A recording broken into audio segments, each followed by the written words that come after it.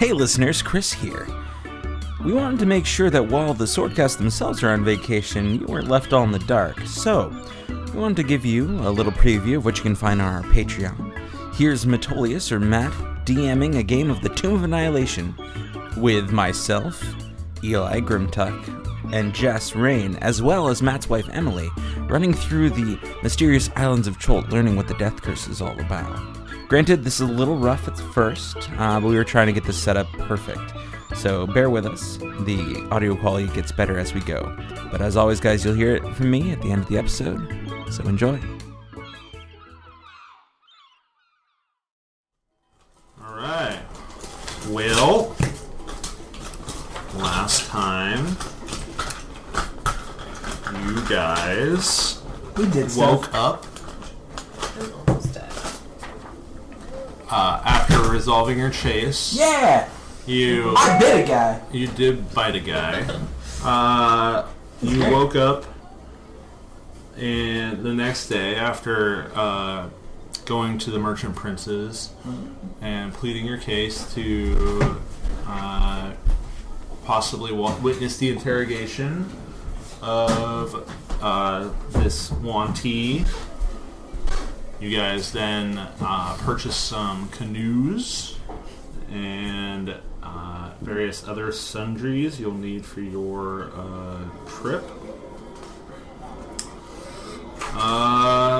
Weird.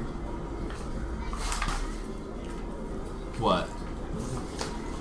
Sorry, double printing. Oh, yeah. Wait, as of last time, we are all healed, correct? Like, I don't have 3 hit points? I think we just came out of combat. You did just finish combat. Did we actually finish it, though? Yeah. Sorry, you were getting to that. I apologize. Yeah. So you bartered. You unfortunately weren't allowed to witness the interrogation of this individual. Jerks. They're just big old jerks. Big old jerks. Just bag of dicks. One whole big bag of dicks. But the next morning you woke up and were about to meet up with your traveling companions, Undril Silvertusk and Musharib, the albino dwarf scout. And when you were making your way back to Father Zatembe at the Temple of Savras, you heard the horns. The horns of war, or the horns of an attack, as numerous undead began to advance on the city, the outskirts of the city. You intervened, and Petal activated her divine powers and made many of your opponents flee. But it was still a hard-fought battle. As I almost died. You did almost die. It was great. And after you finish dispatching of these the undead horde assaulting the Temple of Timora, the priests emerged and various other trapped individuals, and they rewarded you with 5 gallons of the beverage known as Tej, a honey mead-like beverage that is native to this land, and 1 basic healing potion. And that is where we pick up, as you all are surrounded by this throng of very appreciative people. They hoist this keg at you. Was it like at the end of a football game with the Gatorade? And then They already pour it on you, but they have rolled it out and offered it to you. I mean, I guess that's cool. Yes, so the crowd is beginning to disperse and make their way back into the city. But your primary goal in this moment was to return to Father Zatembe and get your reading that you paid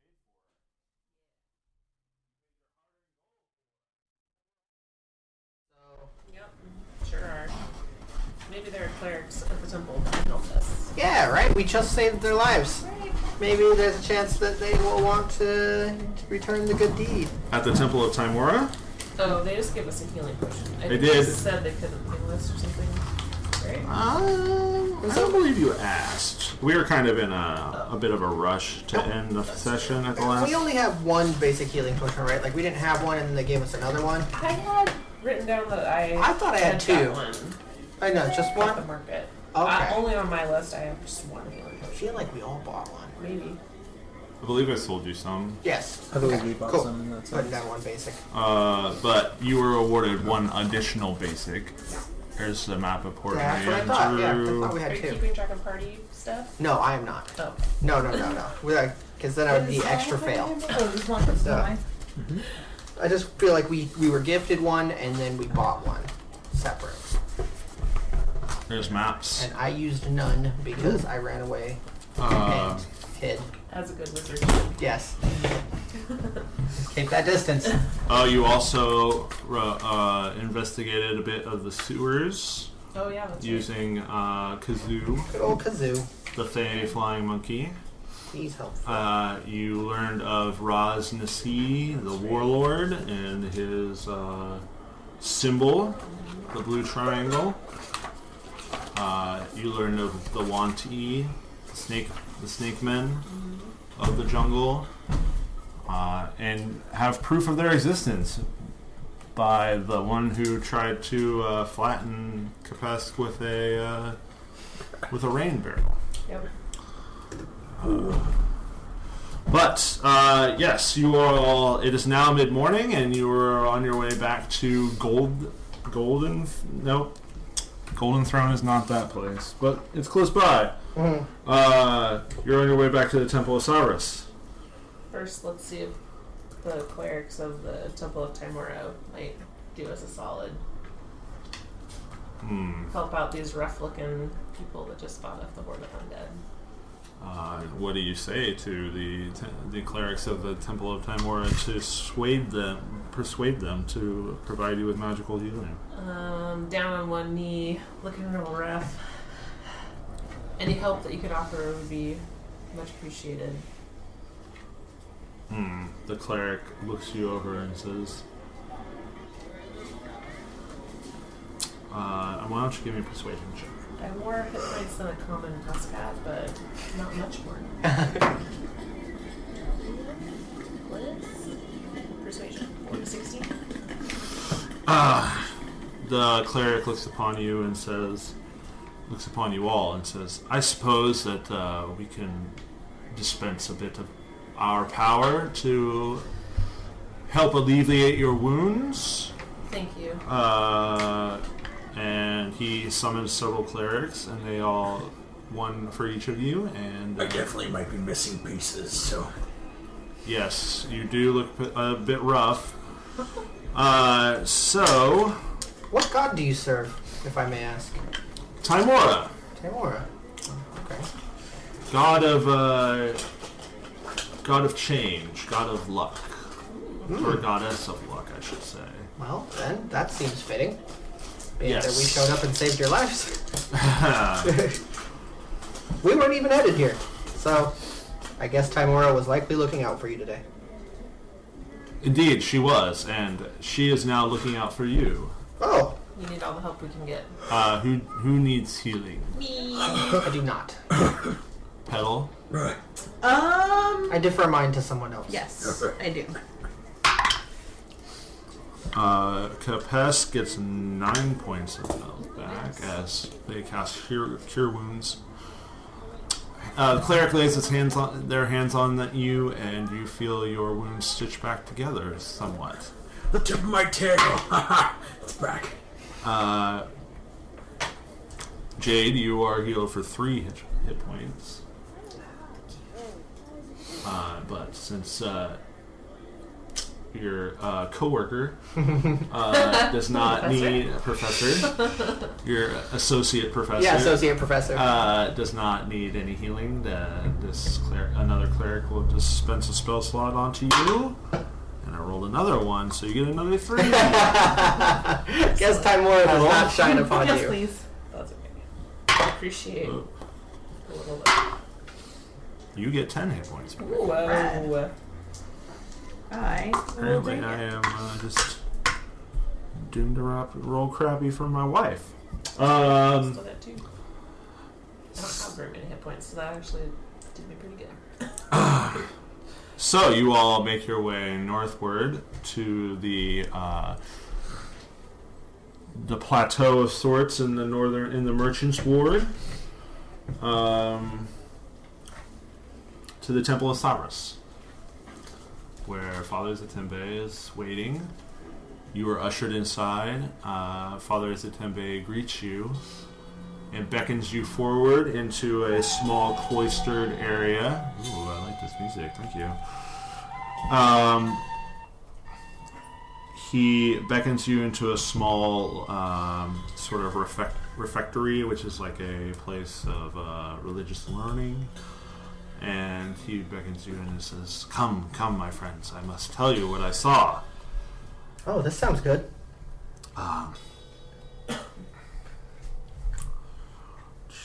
This is the typical of to divination of Correct. Yes. Yes. Yes. That's this my is, people. your bailiwick, as they Yeah. say. It's my jam.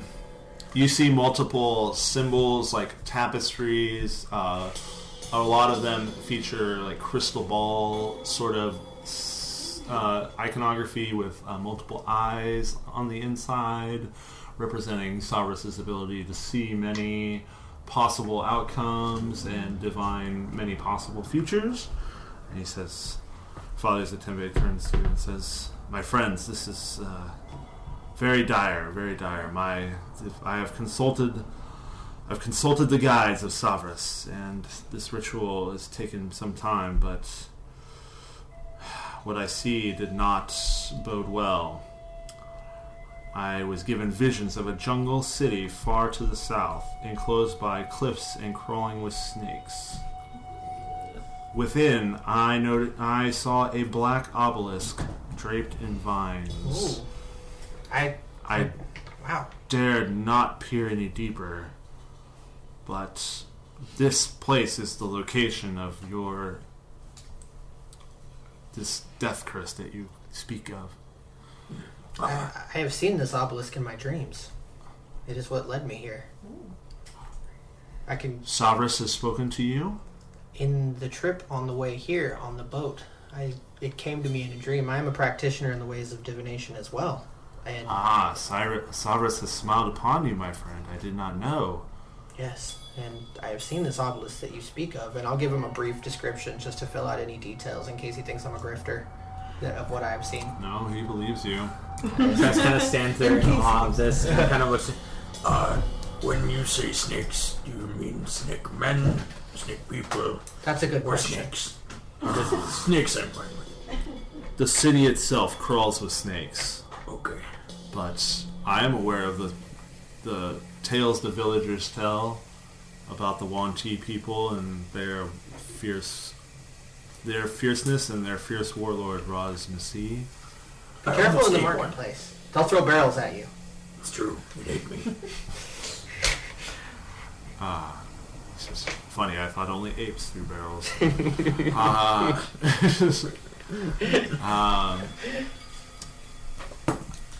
Well, clearly this is our coinciding visions are not mere coincidence. Indeed. I beseech you to the aggressive planeswalking flautist Walking flautist, dude. returns. We have a different track that we've played, and every time there's like some intense conversation, this like Goes crazy. flautist like really like gets in Hits there. that solo and goes with her stride. Yeah, This goes yeah. crazy. But seek out the city and the obelisk. I think that the jungles might hold more clues for you. But that is all I saw. But Do you know of any aid or guidance that Savras might lend to us on our trip? I mean, aside also from the visions that Savras has sent, I was hoping something more tangible. unfortunately, at this time, I cannot Keith, I cannot. I have not there's been no portent of additional aid. Don't we have that little white dwarf? Yeah. We got the dwarf. A scout who It helps knows. to have a god. Well, clearly, Savras is already on your side, Oh, yes, indeed. as he has chosen to show you a vision of this place. Yes. But now you have confirmation, Definitely. and with confirmation, you know what to look for. I wish I could help you more, but I cannot. Do you know anything about what you saw outside of your vision? Do you have any other information? Does that make sense? Outside of what you saw in your vision, do you know anything about what you saw? I'm afraid that I do not. I know there are many ruins and cities within the jungle. Many civilizations have risen and fallen across the continent of Cholt in its history. So I am unfortunately unable to give you any more information. Thank you. But may Savras watch over you. Indeed. And he will give Boggs a small holy symbol of Savras. Oh, okay. This Thank is you. all I can offer as a fellow acolyte of divination. What does it look like? It looks like an eye. Neat. Just That's a fitting. singular eye. That's dope. Well, thank you very Sort much. of like a, sort of like it's stylized from like corner points going in like a rounded, like a diamond, but rounded edges and on a horizontal plane, and it's got cutout of an eye in the middle where the eye shape, the iris shape, Okay. and like a pearl stone inset on the outside. Cool. With this, maybe Savras will watch over you. Thank you very much. This is all I can offer. Good luck on your journey. I wish you well. Thank you. And that is the conclusion of your time with Fathers of Timbe. It's about noonish. You have all properly you've all acquired the supplies you need for your journey, but I don't think I mean, if you feel that you want to leave now, that is fine. But if you want to take another night's rest and recover your Let's go and kick our feet up for a little bit. Undead battles. I think that might be a good idea. Yeah. I would also not recommend leaving so late. The night comes quickly in the jungle. It is dangerous. Noted. very well. We'll do a little fast forwarding to the next morning. Nothing of consequence happens in the rest. Except for you wake up and you're level 3. Don't sue us. You feel renewed in vigor as you wake up the next morning, and you head down. You have breakfast. You go pick up your canoes. As you leave the city of Port Nyanzaru, you Pick up our paladin and our Mushari. your priest. You meet Undril Silvertusk Yes. as she is ready to depart, and Musharib is also waiting. He has a bow. You can see he has a bow and a. Let's see what else, just in case. I think he has like a hand axe or something.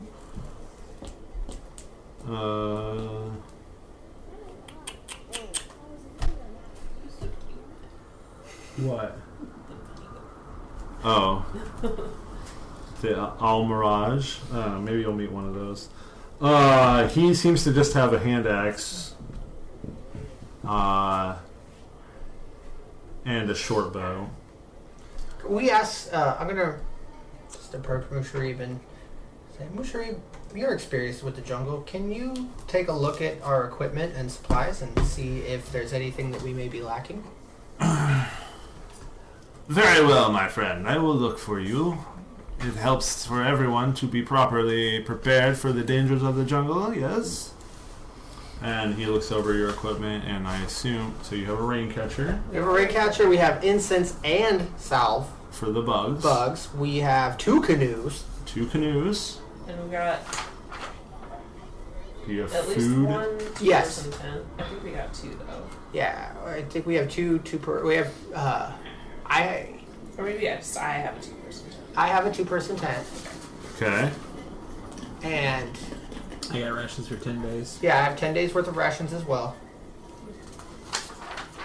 It's easy to remember all your equipment when you're low level. Well, this journey may take many more days, so maybe I'm sure he would suggest you Stock up on purchase some more food, perhaps? Unless one of you has the ability to magically conjure food. Or skilled at finding it. I cannot. Or are skilled at finding it. I can hunt. Definitely. This one, he is from this land. He should have the ability to at least supplement your food with the local fauna and flora. Yes. A day and I can start looking around once we're outside of the city. I mean, I've seen lots of dinosaurs within the city, but I don't know if people would appreciate us eating those ones. The dinosaurs, they are the children of this land, and people will eat them when it is necessary. Just like the dinosaurs will eat you when they think it is necessary. It's just a way of things. Yes, the circle of life. It is a wheel of fortune, as they say. Ooh. Would you roll for your divination roll? Do I have to tell you? Um, Can it be a surprise? Because it really could. It could have been better, but not by much.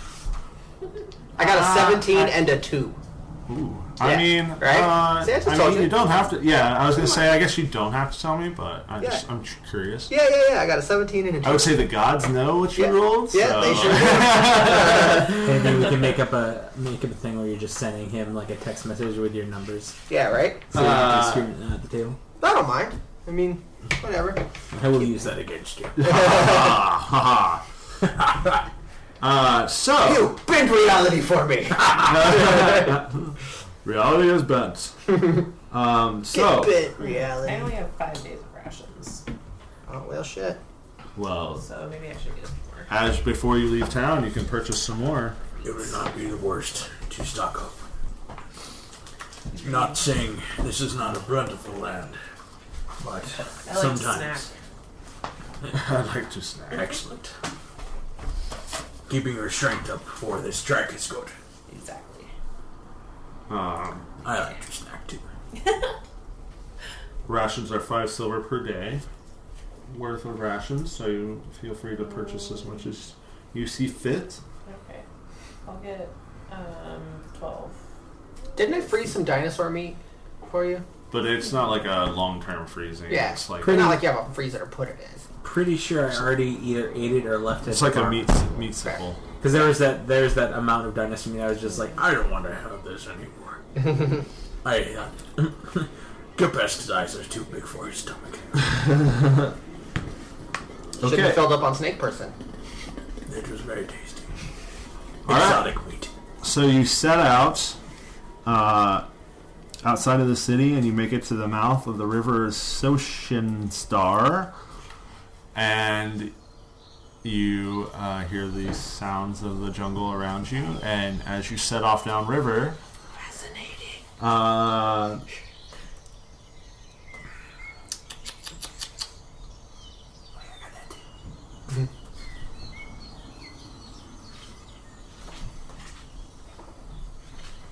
all right. So, what sort of pace would you like to set for yourselves?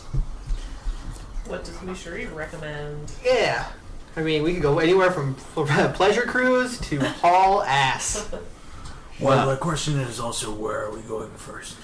We were headed to with the paladin to the encampment that is right at the bottom of that little Do you want to mountain put the range, things on there again? because it's very Camp close to Vengeance? where the shield guardian is located. Yes, they're actually right in here. The best kind of looks at you, and I know we were discussing which one to go to first. I do recommend, personally, using the river to get to the fort, and then traveling by land. That seems reasonable. The fort would have the most. It would be a good base of operations for the area. If food is needed, we may be able to get some from them as well. And what? Yeah, I mean, I imagine because we're rolling. Andril says, well, my end goal is Camp Vengeance, but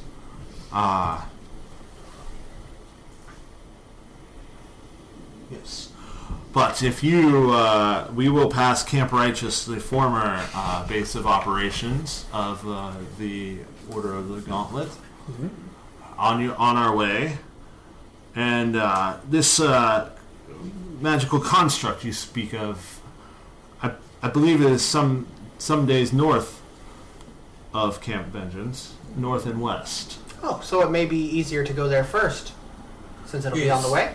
This Camp of Righteousness still active? No, from what I know, I believe that the first of my order to arrive here set up camp, but then were overrun by the undead that are supposedly the jungles are rife with. But then we will not have to explain ourselves if we get off at Righteous, which is earlier, you said. Yes, I believe that camp is abandoned. Though there may be some clues or something. There might be something worth looking into there, but I do not know.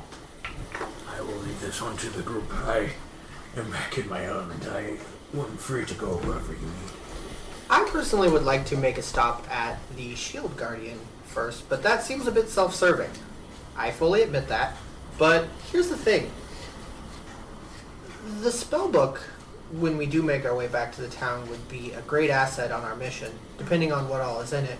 And furthermore, a shield guardian in between now and then would be a powerful ally. And I'll be the first one to admit, and Alabaster kind of looks at his feet a little bit. He's like, I can't really take a punch. It is true. It's very squishy. I am... If your goal is to return the shield guardian to Port Nyanzaru, then perhaps establishing some sort of base at Camp Vengeance would be ideal, because then you have easy access to the river and a way to return to the port. If you think that's what's best, Musharib, then I trust your judgment. This land is foreign. This to us. is Undril. Oh, Undril. Sorry, I guess I should have known because they didn't yell it at me. Well, Yeah. But it will still take several days, at least 5 to 10 days to make it to Camp Vengeance. Even at a solid clip. So outside the game, Yeah. you can travel 1 hex a day on foot if you go at a regular pace. The river, you can travel 2 hexes per day.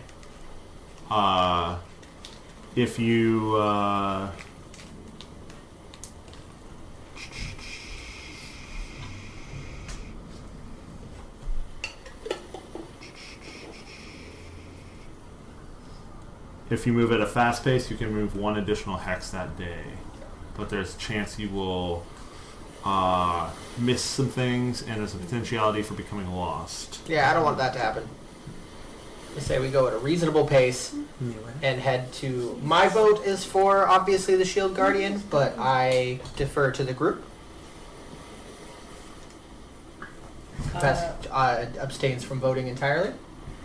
And how about you, Petal? We haven't heard much from you today. How have you been doing? Okay. Still nursing wounds from yesterday's battle. Yeah. Hey, if you need something stronger than this, I have that. I know you do. I just offered more. Andrel, why do you recommend stopping at Camp Righteousness? At Camp Righteous? I don't know. It's just on the way. Oh, Righteous is on the way to the... Yes, vengeance is my goal. Okay. Camp Vengeance is my destination. At least I have a satchel of missives for the commander there. But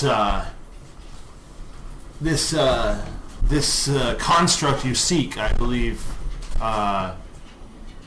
is a few days north of Camp Vengeance, my final destination. Okay, well then let's go to the first fort, and then stop by the construct, and then go to the second fort. Okay. So you set out. And I'm going to salve up, by the way. Okay. With all my bug salve, because Alabaster is super creeped out by the idea of death bugs in the jungle.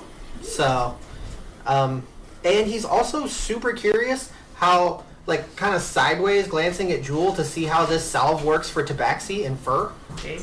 Huh? Jade? Jade, that's what I'd say. Not Jewel. Jade. Jewel's a character in my game. Oh. So a tabaxi character in my name, so that's why I got it mixed up. But I kind of looking at Jade to see how this works. So it's like, do you just mat it in your fur? He's not saying anything, but... Just like a little behind the ears. That's it? Little... Yeah. Okay. Nice. Little, like... It seems to be it seems to be effective. Nice. Okay. Yeah. Alabaster kind of has that white streak across the nose, and he's got his shit rolled up and like putting it on kind of heavy. Okay. And he definitely is a bit overdoing it. It has like a little incense that he's just holding. How many uses per gourd? Yeah. I'm just trying to look. It's like I wrote it 10. down somewhere. It's quite a bit. Yeah. It is a lot per. Okay. So the blocks, you burn them and they last for 8 hours, and Well, I guess I wouldn't use that. That's for sleeping. yeah, and repel insects within a 20-foot radius around it. A gourd or vial of salve contains 20 applications. Jesus. One application protects the wearer for 24 hours, Nice. and is waterproof so it doesn't wash off in the rain. Kipnes looks over at you and just shakes his head just a little bit while you're sliding yourself up, and just like neatly just covers himself. Just gives a nice little sheen to his scales. I wasn't aware that lizard folk ever used salve for bug repellent. Why not? That's fair. Your people have their own proprietary recipes that they use, but your people do also have guards in place against insect-transmitted diseases. Yeah, natural resistance. But he more looks at it like, It's not as good as mine, but it works. I mean, I've been wondering what your plans were for moisturizing for a while, so that makes sense. Just a little ashy. Rude, over them. I mean, you threw an axe at me. You opened the door. I was sleeping. Alright, I need somebody who's good at survival. Me-ish. But Thought that was gonna be a meow for a minute, and I was super excited. although that pedal probably is too. Yeah, I'm Decent. a capacity. Yeah, that's true. I got a. No. I'm okay. I mean, I got a decent. When it comes to survival, I'm in a range of about like a 2. Yeah. Let's let the our professional handle it. Yeah. Archaeologist. Boom! Yeah. Alright, Kraken. so this first day, Archaeologist. you do not become lost as you trek down the river. Wait, where are you guiding us? We paid a guy for this. Yeah, that's true. Well, No, I'm super down. Yeah. I'm just giving you shit. Musharib is more of a font of knowledge, and Oh, dig it. Oh, okay. I mean, he could also... No. I misunderstood that. Yeah, he knows the land. That's fine. Gotcha. I'm just happy to have him along for moral support. He's also quite adept at survival. Great. And the same person doesn't have to be the navigator each day. Cool. But So, Musher might help. Definitely. I would say with the amount of people who are adept at survival skills in this entire squad, I would say that any survival checks made to navigate will definitely have advantage. Great. I'll keep my natural 20 down. Yeah, hold on. Got it. Alright. So, the first day goes by pretty good. You all make it. Are there pins in here? Pins? Like another push pin? Or no. tag? Oh, okay. Will we make it a couple hexes? Yeah, the first day you make it 2 hexes. Can you use just a dry erase on that? I can't use. I don't want to use a dry erase. But let's see.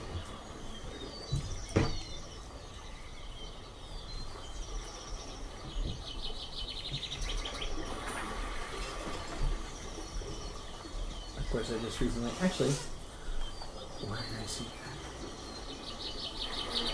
It's going down.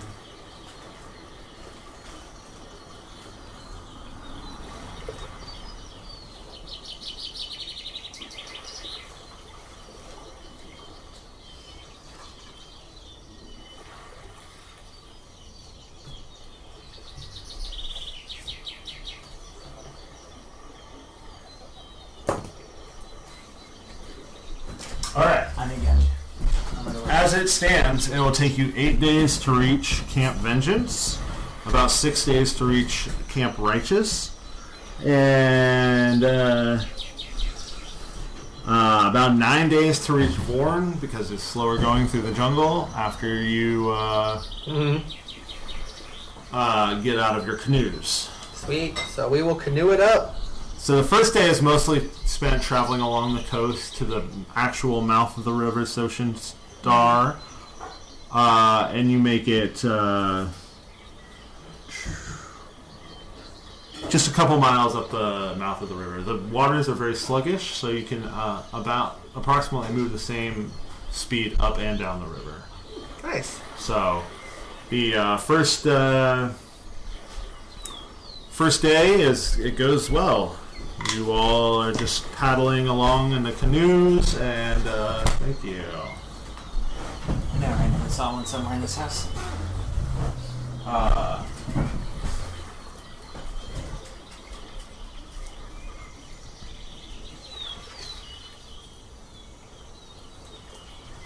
Alright, first day.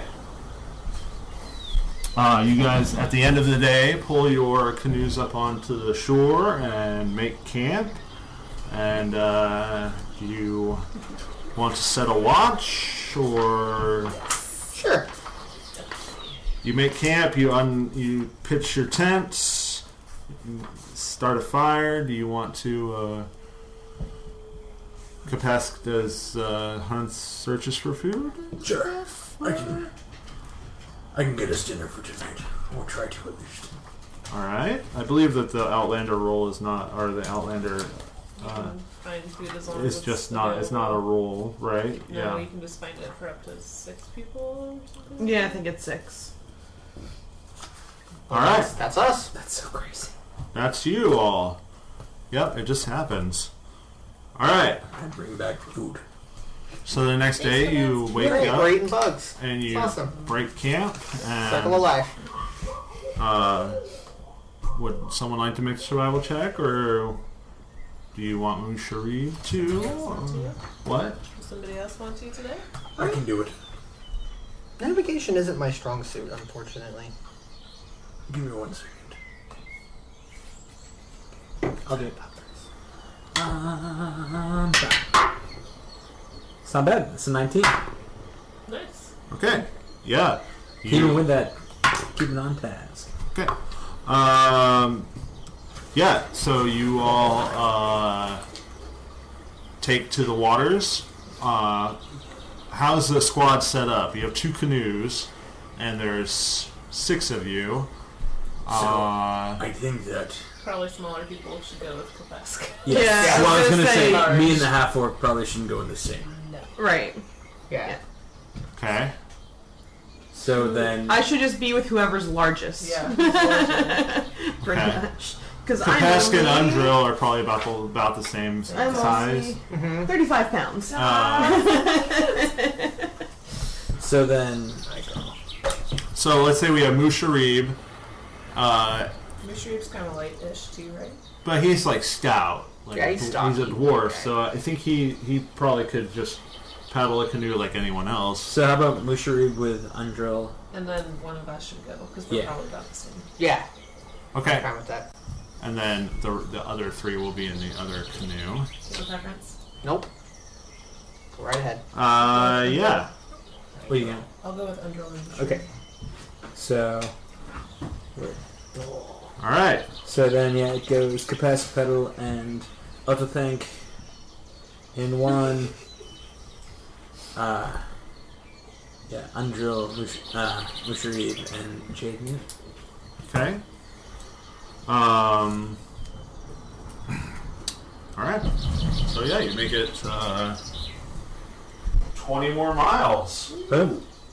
We are cruising, Crushing it. seeing the sights, wearing bug Oh, yeah. juice stuff. We should keep track of how much blood we're pumping. Doing it again. Yep, I'm down to 18 uses on this first one. Yes, right? Shucky dang darn, I'm just running out so quick. All right. If I did get that, does that mean we only have to use hash rations for a day? Because I got food for tonight, like at night. Yeah, I'd say that you So every 2 days, and then we could fill a full rations for like breakfast and dinner.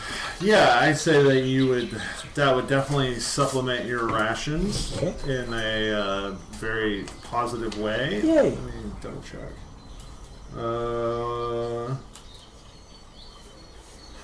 Actually, I'd say you would just find enough food as naturally. Oh, sweet. So rations aren't even being Not at this time. I think that you guys are just finding enough food for yourselves. Got it. So you second day, you made it 40 miles.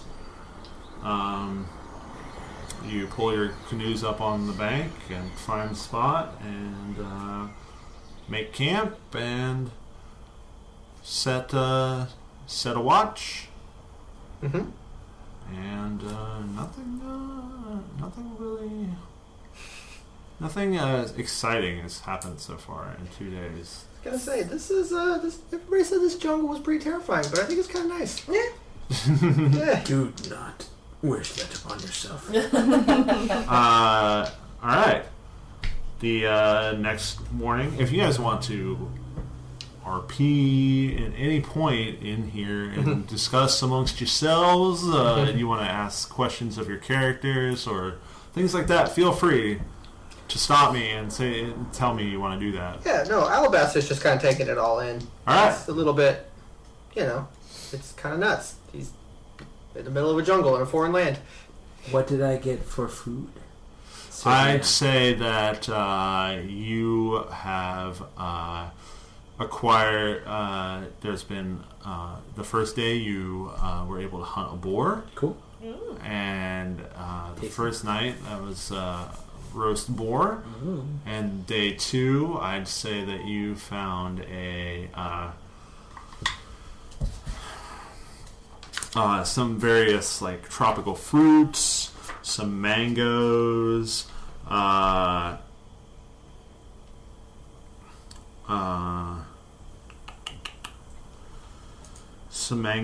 some bananas. You found some,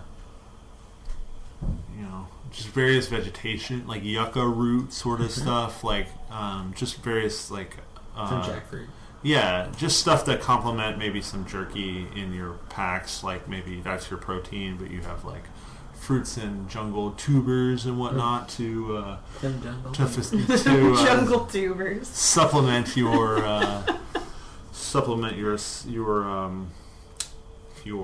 rations. Once we're all kind of sitting around, I will say before we start again, Kapesk kind of looks over at Silver Tusk and goes, Tusks, are you as attacked by the dead things as we are, where I come from. I just arrived in this land, my friend. I do know that my fellow Order of the Gauntlet members have reported that the undead scourge within the jungle, but I have not been attacked personally yet. But I am vigilant against them. I guess I meant more as though, have you heard that they are attacking as much as they are in other portions of this land now? I have, from what I know, the undead scourge has been here for many years, ever since the warlord raised an entire army and then lost control of it. And some, I hear, are self-propagating. Corpses attack humans, and when they are slain, these victims rise to join the ranks of the undead. As you would explain, there are incessant attacks. It would. Thank you. I appreciate that. Yes, we should all be very vigilant against their presence, and I endeavor to wipe them out whenever we do meet them in battle. I would like to kill more of them, yes. Did you truly kill them? I guess I should probably ask you. Can you kill the undead? Didn't kill. Oh, no. You did kill. Stop You did moving. defeat the undead. No, I'm just more asking from a theological perspective. That's just And kind that's of definitely how Petal took it, is from a theological. As in, Confess to can you seeing that. kill what is already dead? Yeah. and just Yeah. kind of a quandary, just like, I did kill them, didn't I? But Do not worry, my friend, Undril says to you. To return them to stillness is very much the goal. good. I did that well. Yes. The next day, you break camp. You set out on the river, and the morning passes without any incident. You all stop and have lunch. Pour a little bit of Tez from our free cast. Yeah, I would imagine. Yeah. And then as you are setting out for the afternoon, it's been about an hour since your lunchtime. And I'm periodically sending Kazoo up just to fly around and do a quick once-over. Roll a perception check for Kazoo. Yeah, let's do that. Not natural 20. Kazoo flies up. Are you using your warg-like abilities? Yes, I am. Don't sue us. Yep. No, wargs are anybody's. Yeah. So you're looking through Kazoo's eyes as Yes. he flies above the jungle canopy. Mm-hmm. Okay. So Kazoo sees... he can see sort of like... Sometimes the trees like go over the river a little bit, but he can see the two canoes like going through the river below, and all around above the canopy you can see various, like, this is miles off, but he can see various flying creatures, mostly reptilian in nature, some smaller. Some larger, but they all look to be akin to dinosaurs. Oh. Okay. Why don't you roll a nature check for me? Wow, I'm throwing. You Stones tonight. rolling boulders. 21. Damn. Yeah. I through your just study of various. Your incidental study of this land, you know that the giant lizards that call this place home are several varietals of flying dinosaur. The larger ones being called, I just want to make sure I say this right. P. pterodactyl. Pteranodon? No. Yeah. Sorry. Quetzalcoatlus, Oh. and these are very large. These are bigger than the other variety you know as pteranodons. Mm-hmm. As you see Kazoo, as Kazoo observes, there are both types above the canopy, off, craggy outcroppings that kind of stick up from the jungle. Do they seem to be pack creatures, or do they seem to be solitary hunters? They seem to live in family groups. Okay. In various nesting spaces. Okay. I'll relay this to the rest of the team as well. But you don't see any, you don't see any that would you appear to be threatening. Okay. I'll have Kazoo fly back down to the boat after this, and I'll let everybody know what I saw as far as flying creatures, and I didn't see anything in the immediate area around us that looked like a threat. But Alabaster, I say, Fiddle, I know that we were briefly discussing on whether or not Kazoo could potentially carry your weight. Did you want to give that a try? Yeah, sure. Okay. Yeah. Let's give it a shot. Like you just pick me up Yeah, just fly around with you. Alright, that sounds like fun. I've never gotten to fly before. Yeah. As you all are discussing this, I would like to know everyone's passive perception. Oh, shit. 13. Same. 12. 12. Alright. Well, you're the cleric. I know. Because I rolled like shit for this character. It's more fun that way. Yep. Yeah. Pretty bad. I have 2 plus 2s. Everything else is less than that. Well, as Wait, no, we you, did point by. No, we didn't. We did? you took the stat block, I thought. Yeah, I did. Oh, I yeah. did. Yeah. That's alright, yeah. As you are having this discussion, you see dark shapes in the water approach at a rapid pace, Ooh. and Mage armor. though none of you are surprised, you do not get to take actions yet. God damn it. Kazoo, where were you? You're supposed to be looking out for me, buddy. 4 large shapes approach at a rapid pace, and they make impact with the canoes. Man. And Kazoo, you are fired. Yeah. Specifically the stuff you were looking out for. All right. First one. All right. The canoe with Kapesk. There's like a thump and a rock of the boat. The rock, the boat, baby. And the other canoe. Yep, this is going to be a thing. Ooh. Yep. The other canoe is Undril, Me. Musharib, and Jade. Yep. There's a very loud thump, and the canoe is tipped over, and as 4 crocodiles attack. Oh, I shit. will need everyone to roll initiative, and Undril, Musharib, and Jade are dumped into the river. So please do that. That would be 14 for Professor Boggs. Everyone's rolling initiative right now. Everyone's rolling that board. initiative. Oh, okay. You're gonna give me some Beetle music. Oh, yeah. Beetle music, please. 14 for Corbin and 21 for Kazoo. Okay. 21 for Kazoo. I need to roll initiative for the crocodiles. Let's see. Ooh, okay. I like it. Alright, 20 plus. Outside Okay. of Kazoo. Okay, so Jade. 15 to 20.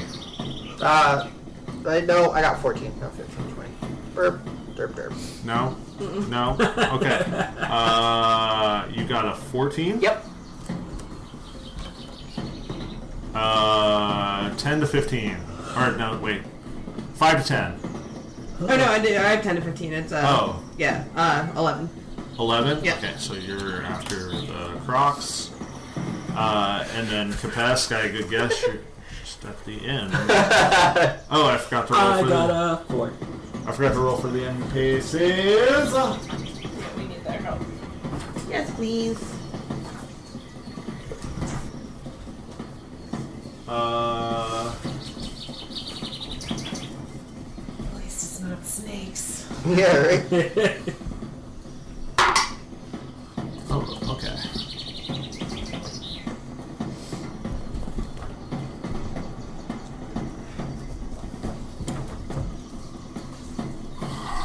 I'm both disappointed in Kazoo and Mushari. They're both. And They're both. everybody else who could have been paying attention. No, you guys are fine. We, you know.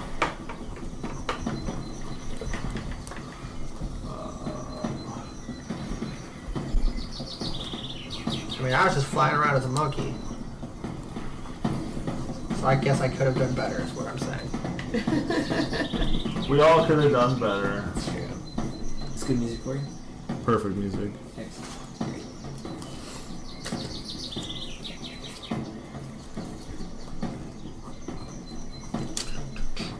I swear there was one we had that was like a river battle. I mean, this has water sounds in it. Oh yeah, it's Pretty good. playing like 3 different channels. Oh, that's awesome. Clearly it like works for the situation, but there's something like weird about the like pleasant bird sounds over the like like drums. It's great. Do we have another index card available? Yeah, I'll just have you grab one. What are you looking for? I just want to make another. I need to make an initiative tracker for Mushari? Mushari. I was gonna say for the days that there's so many. Oh damn. Mushari, but roll pretty good. I imagine him, the boat tipping over at him. Mushari! I just want that to be his battle cry. Here you go.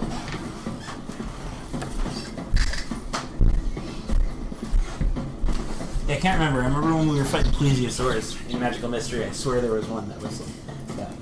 River battle. Yeah, but I can't find it. Again, it doesn't really fit. Just remember something. But those drums, though. I like it. I'm at Country Fair. Dude, I was gonna say those drums bang.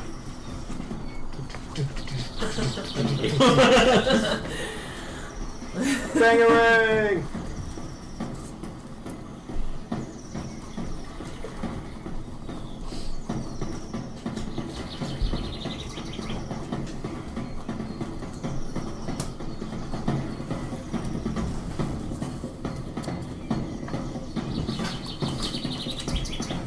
Alright. Well. Do you have a DMG available? That actually is in my room, I believe. Yeah. Sorry. First up is Jade. You are dunked in the water. Wet cat. Ears behind. Just.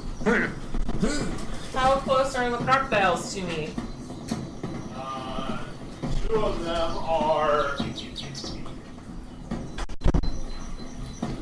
I'd say one is about 10 feet away and one is about 5 feet away. Kind of underneath you. Roger, so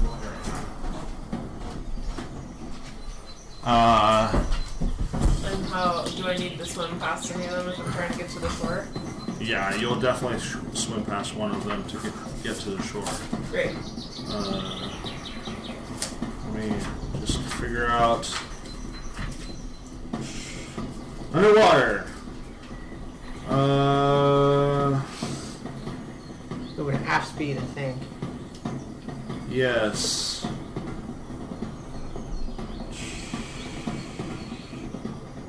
The water is somewhat murky.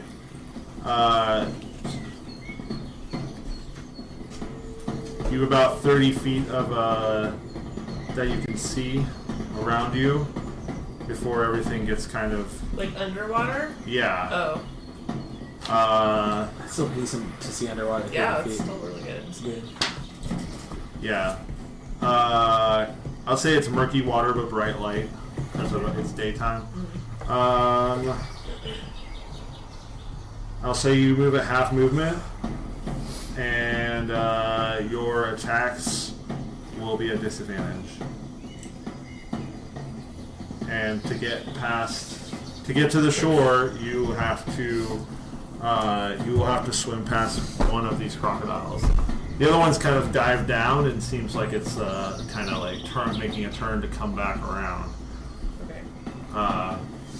Undril has a chain shirt on and is splashing about, and Musharib is cursing in Dwarvish, cursing crocodiles.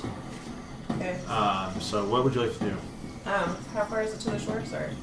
I'd say it's probably about 20 feet to the nearest shoreline. Okay. Then I'm going to swim to the shore, and I'll use my bonus action and dash as soon as I can make it there, right? Correct. But you will leave this crocodile's... Well, I'm going to attack it with my...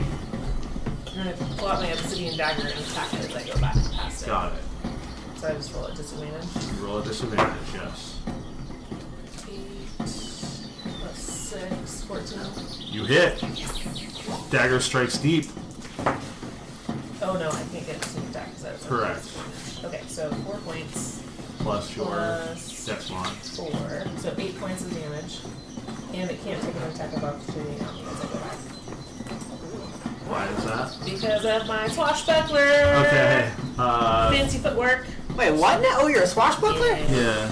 Oh shit! You So you reached if I out make- with 3. That's awesome. If I make a melee attack against a creature, they can't make opportunity attacks against me for the rest of my Got it.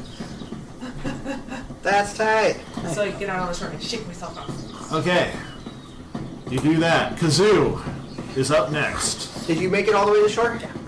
Okay. You all see, those who are still in the canoe see a bit of blood start to flow into the water as Jade's dagger strike injures a crocodile. Kazoo will try to help carry Musharib to shore. Ooh. I know, right? He can carry 140 pounds, so I don't know if that's... I'm sure Musharib is heavier than that, but he will try to help. Because that's just in his nature. Okay. Musharib is... Let's see here.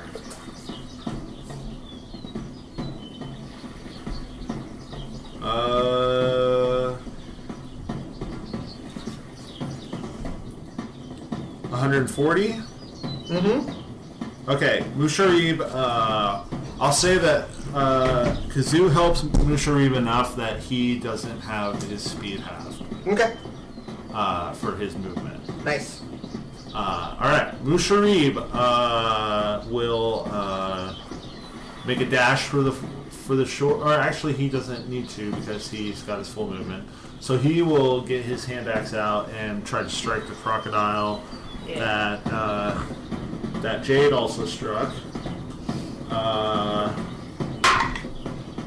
And he will strike true and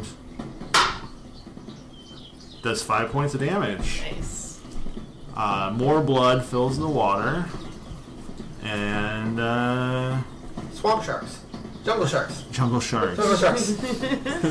That brings us to Undril. Undril is... Oh, but the crocodile will have an attack of opportunity on Musharib as he flees toward the shore. I believe that will hit the... Too many stat blocks. Too many. In the future, you all will be controlling agencies. I'm sure somebody can handle that. Maybe you can be Andrew. Could do, Andrew. Okay.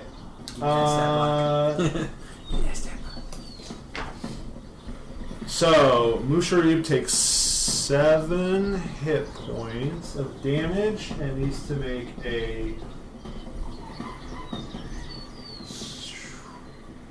and is grappled. Oh no. Oh no! Got all those and is. And is grappled. Can Kazoo do an opposed grapple since he's holding onto him as well and do a strength check? I would say that he can help Musharib on his next turn. Damn it. sorry, Musharib. No getting whispered for you. But the crocodile grabs Musharib and pulls him almost all the way under, and looks like he's about to do the death roll. Uh-oh. The famous death roll. Hold on, Kazoo. That brings us to Undril. Undril also is slightly panicking because her armor weighs her down a little bit, and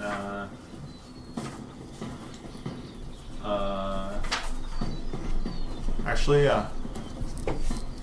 you control Undril. Undril. She's a priest. She's a priest. So I'm flailing in the water. She's flailing in the water. Yep. No. Yeah. Don't do that. How many crocs are around me right now? Just one around you. Looks like one's about to. Is it the one that's got Musharib?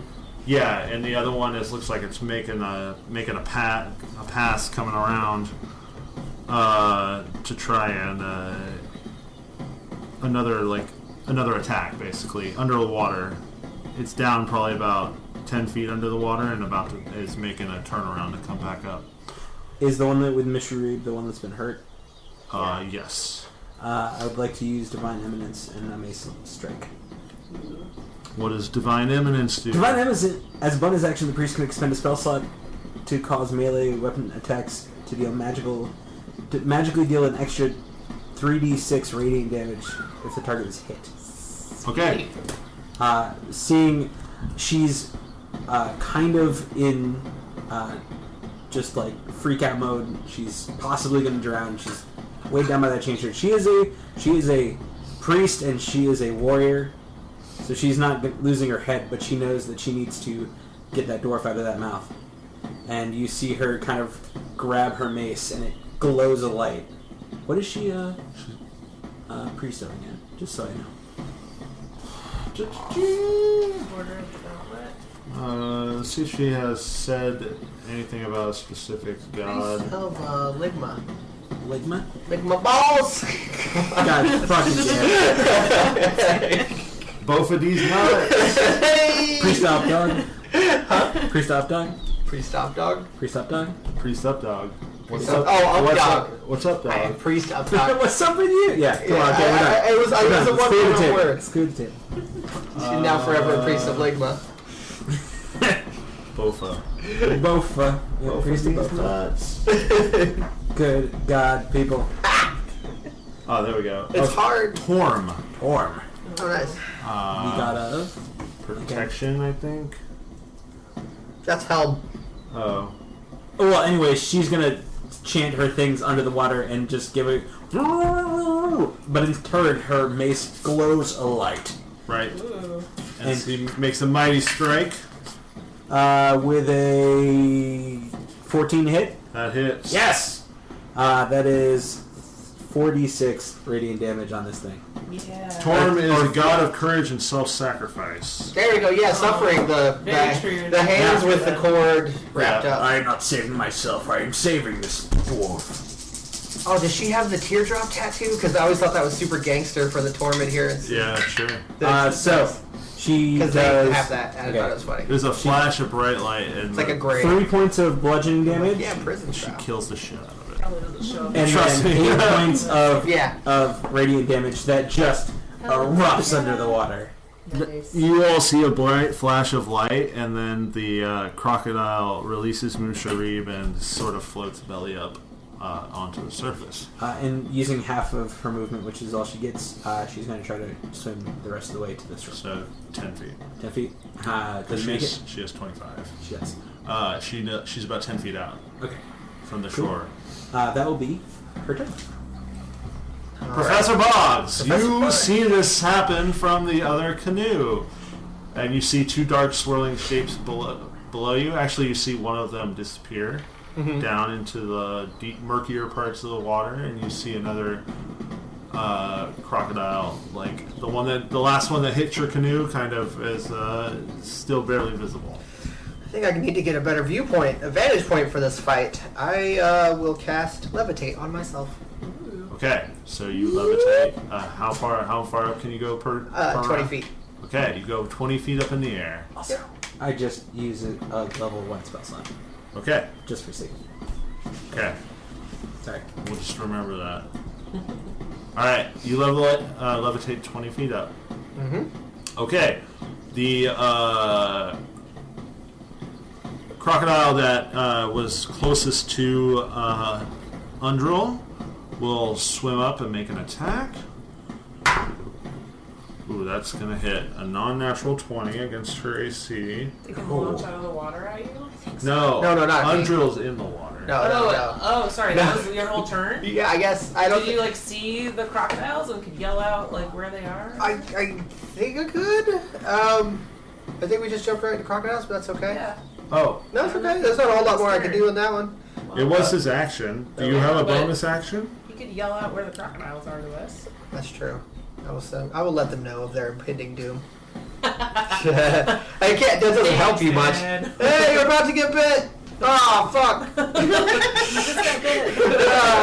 Jeez. Undril, Hurt. I can track her HP. Sure, I can do that too. I also have these 3 dice are her first, second, and third level spells. Cool. That's a good idea. Undril takes 7 points that. of piercing damage as she is bitten by this crocodile. She is the average that's in the precinct. We're losing Yeah. helpers left and right here. Jade made it to ground, but Musharib and Undril are... she is restrained as she They're is doing pulled their job. underwater by this crocodile. Oh, no. Okay. I was mistaken, not grappled earlier. Musharib wasn't grappled; he was restrained. It's Ugh. neither anymore. Yeah. The other 2 crocodiles, from your levitated spot, Boggs, you see one dip down in the murky water, and then the other people in the canoe feel a bump as the first one, which they could not see, attempts to tip the canoe. Hey guys, watch out! Fails. And then you see another dark shape kind of hits the boat. The boat rocks a little bit. It goes off about 10 feet out. And then there's another bump. And it is unsuccessful as it tries to knock the other canoe over. That brings us to Petal. The boat's a-rockin'. Can I, are there any crocodiles close enough to the boat where I could, be in melee with them, standing at the edge of the boat? Or, I'd have to get Yeah, them? one of them. Yeah, I'd say the last one that bumped the... Okay.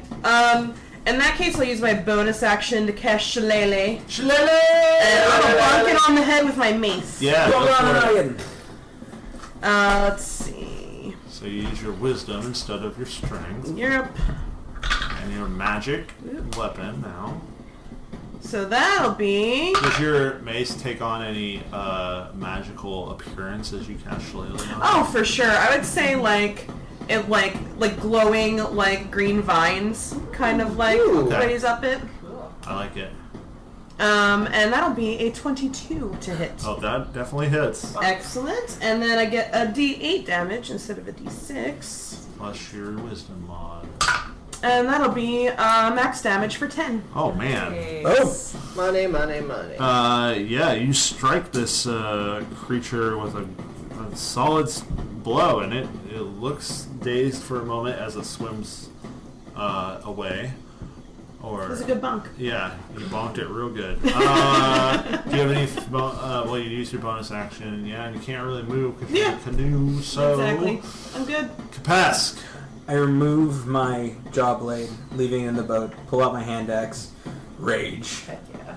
And in that process, you see his teeth grow just slightly longer and his spines kind of extend as he takes on the form of his totem.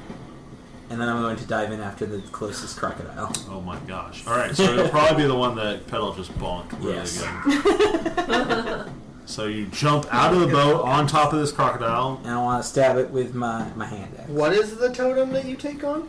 We didn't really It discuss... has not been discussed. We didn't really discuss that. But it's not standard, I take it. It's reflavored. Gotcha. But the extensions work for you? It's true. We didn't establish how you acquired this tooth, though. This totem. We did. I'll talk about it later. Okay. You can. It was my mission to the thing that made me a lizard man. Oh, okay. Cool. Maybe the lizard It wasn't man I in am your today. inventory when I was looking at your sheet earlier. Oh, I thought. Oh, it's not supposed to be that. It's supposed to be that. That's the totem. Oh. But it easily can be just pop. We can talk about it later. Yeah. But but you're cool with the teeth. Yeah, the that's spikes? fine. Cryptic Yeah. language. I know, right? I don't want to spoil anything for y'all, nor the people listening at home. Sorry, we'll change that on the list. That'll be that thing. Anyways, That works for me. Sweet. As he grabs the Tyrannosaurus tooth around his neck, Yeah. There we go. and you watch as his teeth sharpen, his spines on the crest of his head grow, and his kind of body tenses and bulges. He jumps off the boat onto the crocodile. Alright. Making an attack. Yes. Damn it. 6. That does not hit. Okay. You're now on top of this crocodile as it is thrashing around in the water, and now you are in the water. That is the end of your turn. Jade, you're up. You're now on the shore. You see Undril, who is starting to swim away, make it 10 feet closer to shore, and then all of a sudden, bloop, under the water, and you can kind of see a dark shape thrashing around with another crocodile shape next to it. So there's 2 crocodiles? No, there's one on her, Yeah. And then the dead Kapesk one, and then is on one? Kapesk is on one, and then there's a third one that you can't see at this moment. Okay. And how close is Musharib to me? He's still in the water? Musharib is about where the canoe took over because he got grappled as he tried to swim away. Okay. But now he's free, and he's broken the surface. Undril made it 10 feet close to the shore, and now got pulled under. And And you how just close are they to me? Undril Yeah. about 10 10 feet feet. from shore. About how far down? Roughly 5 to 10 feet. You can't really tell. Okay. I'd say about 5 feet under the water. I'm gonna put my dagger between my teeth, dive in, stab the crocodile, and just swim back out. Okay. Go for it. Pirate for life! That's she's been a swashbuckler for one day and immediately swashbucklery shit. She's been training for the swashbuckler her entire life. Do hit. Roll damage. 6 points of damage. You strike the crocodile and you see blood start to flow into the water, and then you swim. You swim away. Undril looks confused why you're swimming away, Sorry, Andrew. but she can't speak because she's underwater. Yeah. Anything else bonus action wise? I mean, I have to use my bonus action to get back to shore. Got it. With your moving dash. is Yeah. half. Alright, Kazoo. Now can continue to help Musharib since he's now been freed from his toothy prison. Yeah, right? Or does Kazoo want to do something else? I think it sounds like Undril needs a little more help than Musharib because Musharib is no longer being Undril's grabbed. definitely underwater. Undril water. If you will. If I will. If you will. Are there any crocodiles that are surfaced at the moment? Or close to? Yeah, the one that I'm riding. old Kapesk is riding. You know, Going full Crocodile Dundee on. I was gonna say he'll go help, but it sounds like you got it. You're Crocodile Dundee in that If I one. could respond, you'd be like, yeah, I got it. Yeah. So yeah, I'm gonna try to help Musharib get to shore. Okay. So he does the help action. Yep. Well, not the help action per se. I guess usually in combat, this he's just. I guess yeah, just helping with Okay. that. Yeah. He flutters over to Musharib as Musharib is like sputtering and starting to make his way toward shore. Musharib makes it to shore and pulls himself out and onto the bank and he goes, damn crocodiles, and will undo his short bow and take aim at the one shooting, or the one that is currently being grappled by Kapesk. And will miss. Yes, will miss. This arrow just flies harmlessly into the water with a bit of a sploosh, and that brings us to Undril. Undril is going to follow up with the same basic... Oh, she is restrained. Which means her movement's 0, right? But she can attack. Yes, no? She has disadvantage.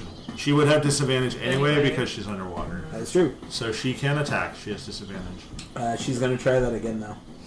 As it worked so well last time, and she hopes that her god is staring down upon her, wasting one more spell slot, making that wonderful little mace glow. She's going to swing with disadvantage. That looks like it's not going to hit. Oh, but it was a natural 20 for the second part. Yeah, an 8 doesn't hit, does it? No, even worse, it's 5. No, 5 will not hit. Does she say something as she is... I mean, she's underwater. Yeah, I need you to make a Constitution saving throw for her.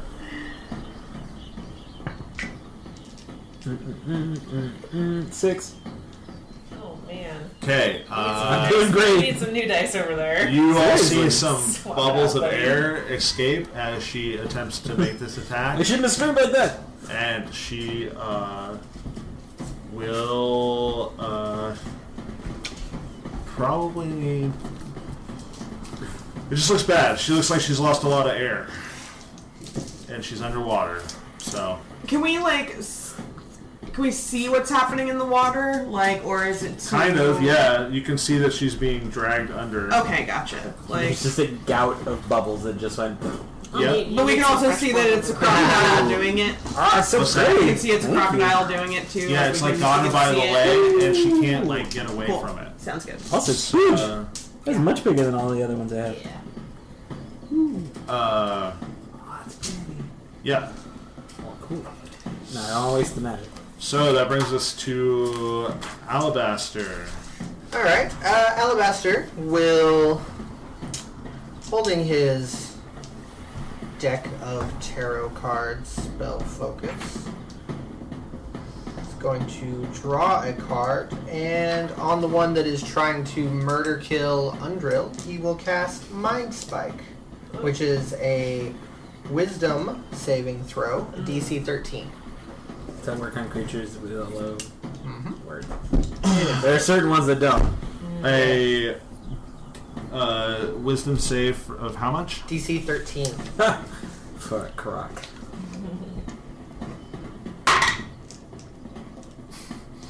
This is a wise crocodile that makes it save.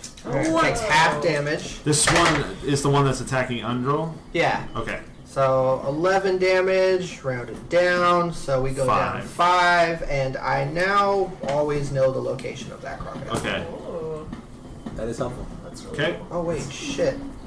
I I should really pay attention to my spells, because apparently that is a concentration spell. I did not know that. That's alright. Well, you don't plummet after levitate. You, no matter what, even if I get knocked out, you still feather fall. Oh. So I wouldn't have done that had I known that, but that's on me. Okay, I want you to roll a percentile for me. Okay. High, you feather fall into the canoe. Low, the canoe is moved past where you were levitating, and you feather fall into the water. High. Wait. Yeah. No, is that 9? That's 9. Yeah, no, that's low. Alright. As you feather fall, you watch the end of the canoe just like it's like slow motion, and you can't do anything about it. Yeah, and then like the end of the canoe goes past, and you go. Oh, that's wonderful. Alabaster, pull your head out of your ass, buddy. It's a very good visual. Yeah, I thought that. I was in such a, like, I was like, oh, nobody can get me up here. Ah, fuck. My bad. Excellent. I love it. My bad. Okay. That brings us to the baddies. Okay, I was going to ask that. Undrill has yet to get another amount of damage, right? Not yet. That's what I was going to say. I just wanted to. About to. Yeah, totally. But I'll know where the crocodile is. Hey! Solid point. So if we need to find her remains, Mm-hmm. we're good. Oh Yeah. no. I mean, that's not true. She's got a decent amount of hit points still. I know. So, and half orc, right? She's got Oh, that yeah. thing. They are tough to kill. I will have to remember that because it's not in the priest thing. So thank That's you. true. She don't pop up. Oh, okay, here we go. It's weird that that's a concentration spell, but for the tracking aspect, Yeah. it is. I mostly got it because divination spell is the only divination attack spell. Yeah. It comes in handy at higher levels. Oh yeah, dude. Totally. Yes. Yes. Yeah. So 6th level, 7th level, And not everything's then I a always very get one wise old underneath. croc. Like you just happen to target the wisest and wisest, oldest croc of this land. Well done. I've been hunting these swamps for 22 years. Actually, he's not chomping on Undrill. He's pulling her down, but he's just gumming her. Yeah, just He's just like nothing he's there. more It's just just like talking her ear off like, about the come good on. old days. How many prescription medications he's on? oh, Yeah. so many. Yeah. Doctor says I'm going to What need is my Undrill's tooth. constitution modifier? From Priesty, Constitution is 12. So Plus it's one. modifier is Plus plus 1. Alabaster. Okay, it can. She will be able to survive one round, but after this next round, she will begin drowning, Whoa. I and thought- her hit points will drop to Very 0, and she will have to start making death saves. Okay. But I did hurt the croc that was holding her, so hopefully that does Yeah. something. It's true, but Well, She's technically, once she drops to 0, she'll have one more round before death saves, right? No. She'll come back to 1. Well, yeah, she's a half She- orc. She's a half orc. she's ever. let's If check. you drop Double check. unconscious, yeah, if you drop unconscious, you come back to 1 hit point. Rules lay this out. Yeah. Let the half orc survive. All right, correct. Yeah. I was gonna say if it's a weapon attack, that won't do. No, Okay. it's just all around 0. The one holding on to Undrill will pull her down. I'll say it's half speed. Right now, how deep is she? If you want to put She's I- only 5 feet when I. She's probably like 15 feet deep Oh, now. shit. This is a deep fucking river.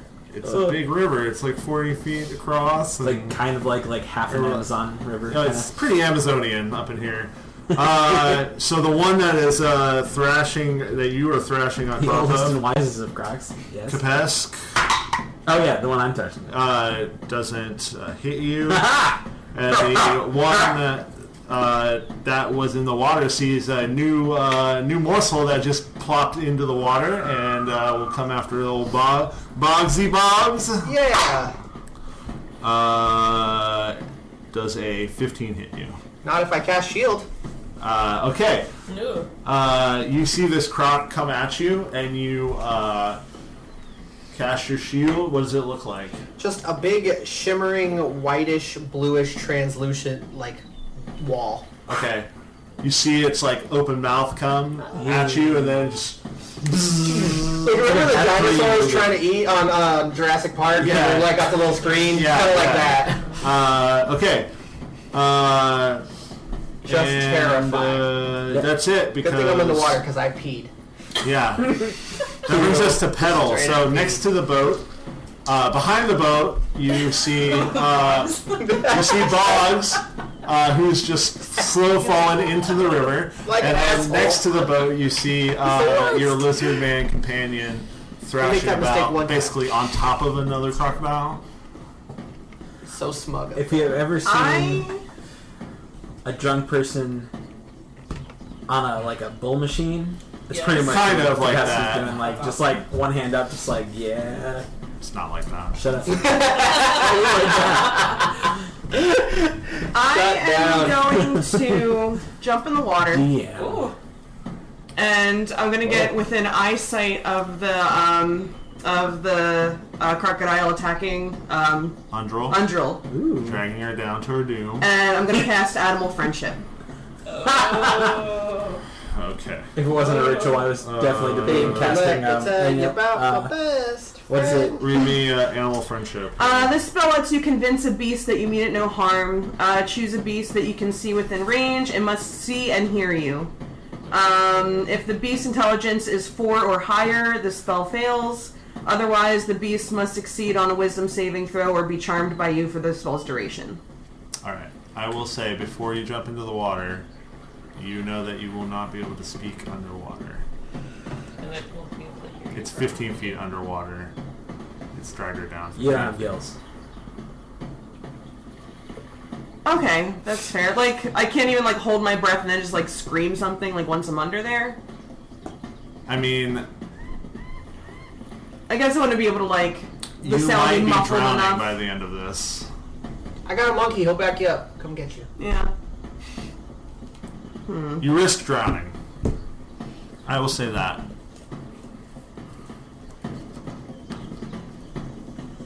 It has to be able to hear you, and I think that underwater it would be pretty hard. It'd be too muffled. Yeah. That's fair. But I will say that you realize this before you jump in the water. Because you've tried to talk to fish before. Well, yeah. I will say I also definitely thought about it. If it wasn't a ritual, I would have totally cast speak with animals. Like I was debating. I've had that same thought with Grim Yeah. time and time Thought again. about it. I was like, no. So many times. Where I'm like, oh, giant alligator. Or, yeah, maybe I wish I could just talk it out with this thing. But no. It takes me 10 minutes. Basically, anytime we fight a giant animal. Yeah, it's probably not worth it. Tuck Okay, is sorry. like, oh, I want to chat this motherfucker up. I guess in that case, I will just... I will shoot a guiding bolt at the one attacking her, Okay. so that it's more visible to the people above water. You're above water, correct? Mm-hmm. That's fine. No disadvantage. Cool. that would turn make her even advantage, even just not. Any attacks would be You'll probably just kill it. straight I'm sorry. roll. Yeah. Take it Yeah, to It would cancel out the under disadvantage. it would have just straight roll. With that, or if like Jade attacked. 13? That hits. Oh, red. Cool. So then, 4d6 radiant damage. This is the one attacking Undril? Yes. It's very likely you're going to. I love that rate. Oh my god! I just 20. Yeah. Suddenly, Undril is released under the water as a bright flash of light. You can kind of see it blows apart the crocodile. You can see like light shining out through ribs, and there's just like a big old gout of blood and viscera that like fills the water. Just this bright shining corpse rises to the How many? What's Undril's Constitution modifier again? +1. Ooh, okay. She's To drowned. the surface. Yeah. I just thought about that for a She second. what? She can't swim to the surface unless she dashes. She's 15 feet under. No, we'll get. Yep. Okay. Okay. When it comes up. It's not turn yet. She's not turning yet. But she started choking or at the end of her last turn. So Petal, that's you, Kapesk. You're riding a car. I'm gonna do the thing I should have done last time and call it. I'm gonna call it reckless attack Okay, so Yeah, it's a there you straight go. roll. That's your bread while and butter. raging. So it's a straight roll, no disadvantage, Why do I have disadvantage? because you're in the water. Even though I'm on top of him. Yeah. Cool. That's fine. Straight roll. You have disadvantage because you're wrestling a crocodile. In That's the water. In water. understandably so. So straight roll. Hit it with my hand axe. Oh. Ain't hit shit. I will take that because it was not cocked. It was out of the box. DM. You can reroll. Yay! Much better. Yay! That would be a 22 to hit. That'll hit. Roll damage. That's 8. 8 points of damage with my rage damage. It looks really bad, but it's still alive. I would in turn like to make a bonus attack and bite. You may. Thank you. You see... A reckless biting attack. can I call reckless on the biting attack too? Or do I just get... It's just, It's just- a melee No, weapon.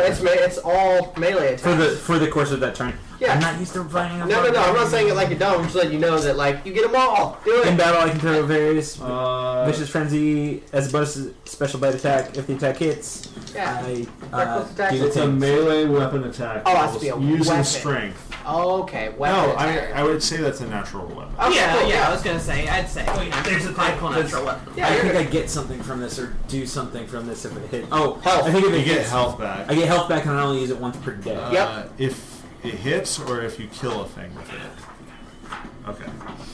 I forgot. My typing died. Jade, you are next.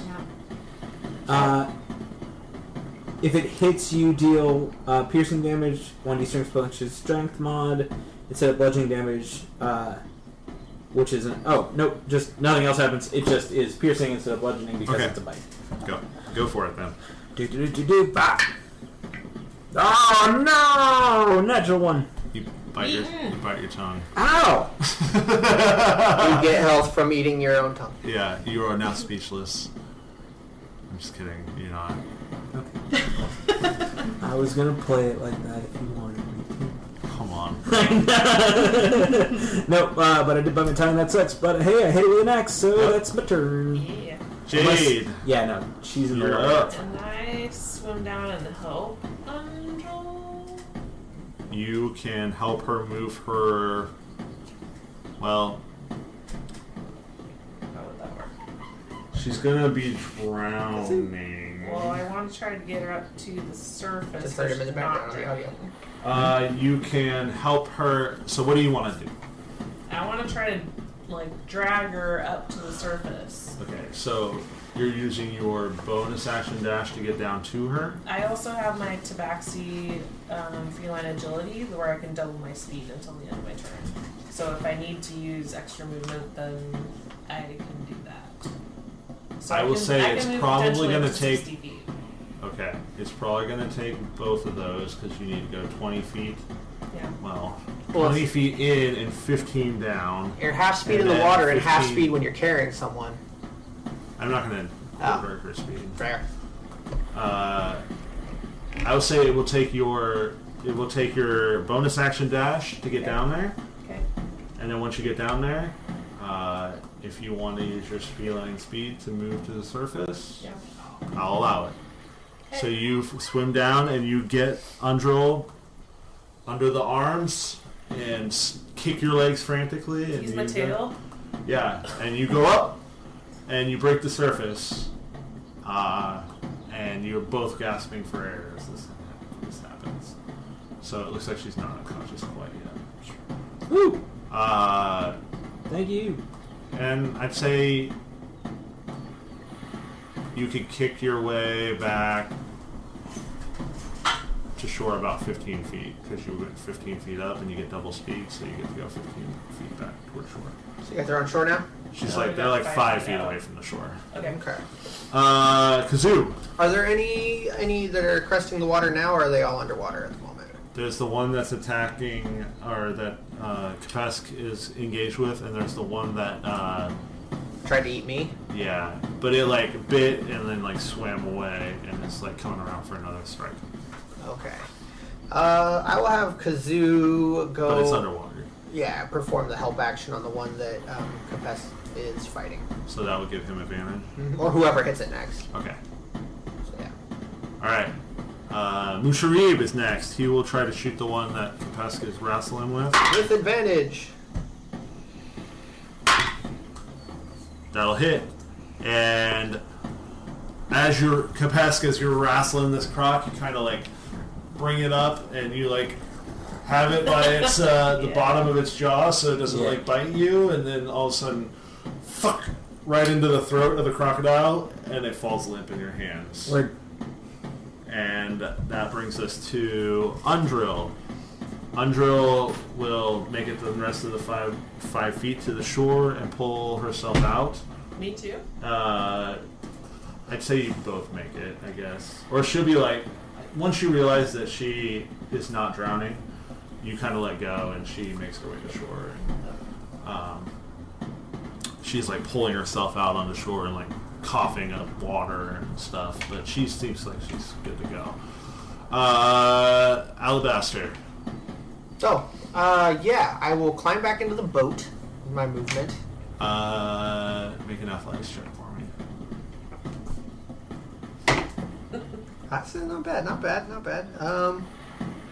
15. Easy enough. You Nice. clamber back into the boat. It wasn't a very high DC. Nice. You clamber back into the boat, sopping wet. Like a jerk. And- well, I think that the croc will be able to get a tactical opportunity on you. I thought it swam away. No, it was like a quick turnaround. Oh, well, in that case, because I was... Oh, sorry, I misled you. No, I thought it was gone. No.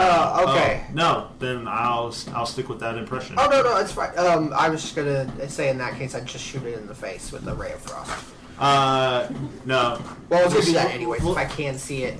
You can see it from the inside of the boat. Okay, I'll cool. Just shoot at it. Nice. Let's pop off. I'll say you can see it, but it wasn't in like an attack of opportunity range. Okay, cool. That's a 24. That'll hit. Roll damage. 3 damage. 3 damage. And is it slow? Yes. 10 feet. Yep, minus 10 to its movement. Okay. That brings us to Crocodile's turn. It will swim dash its way. It just swims off into the murkiness. It's not having none of this? Slowed. Yeah. Sluggishly. Sluggishly, it will swim away into the water. It bit off more than it could chew, Hey-o. so to speak. Tried to. That brings us to the end of combat. The canoe that was tipped is not like hasn't sunk really. It is sort of like the I'll swim over the and get it. air bubble on the underside sort of situation. Okay. Were any of our belongings not tied That's a down? very good question. I would hope that we would have tied it down, but you didn't say that we did. Let's find out.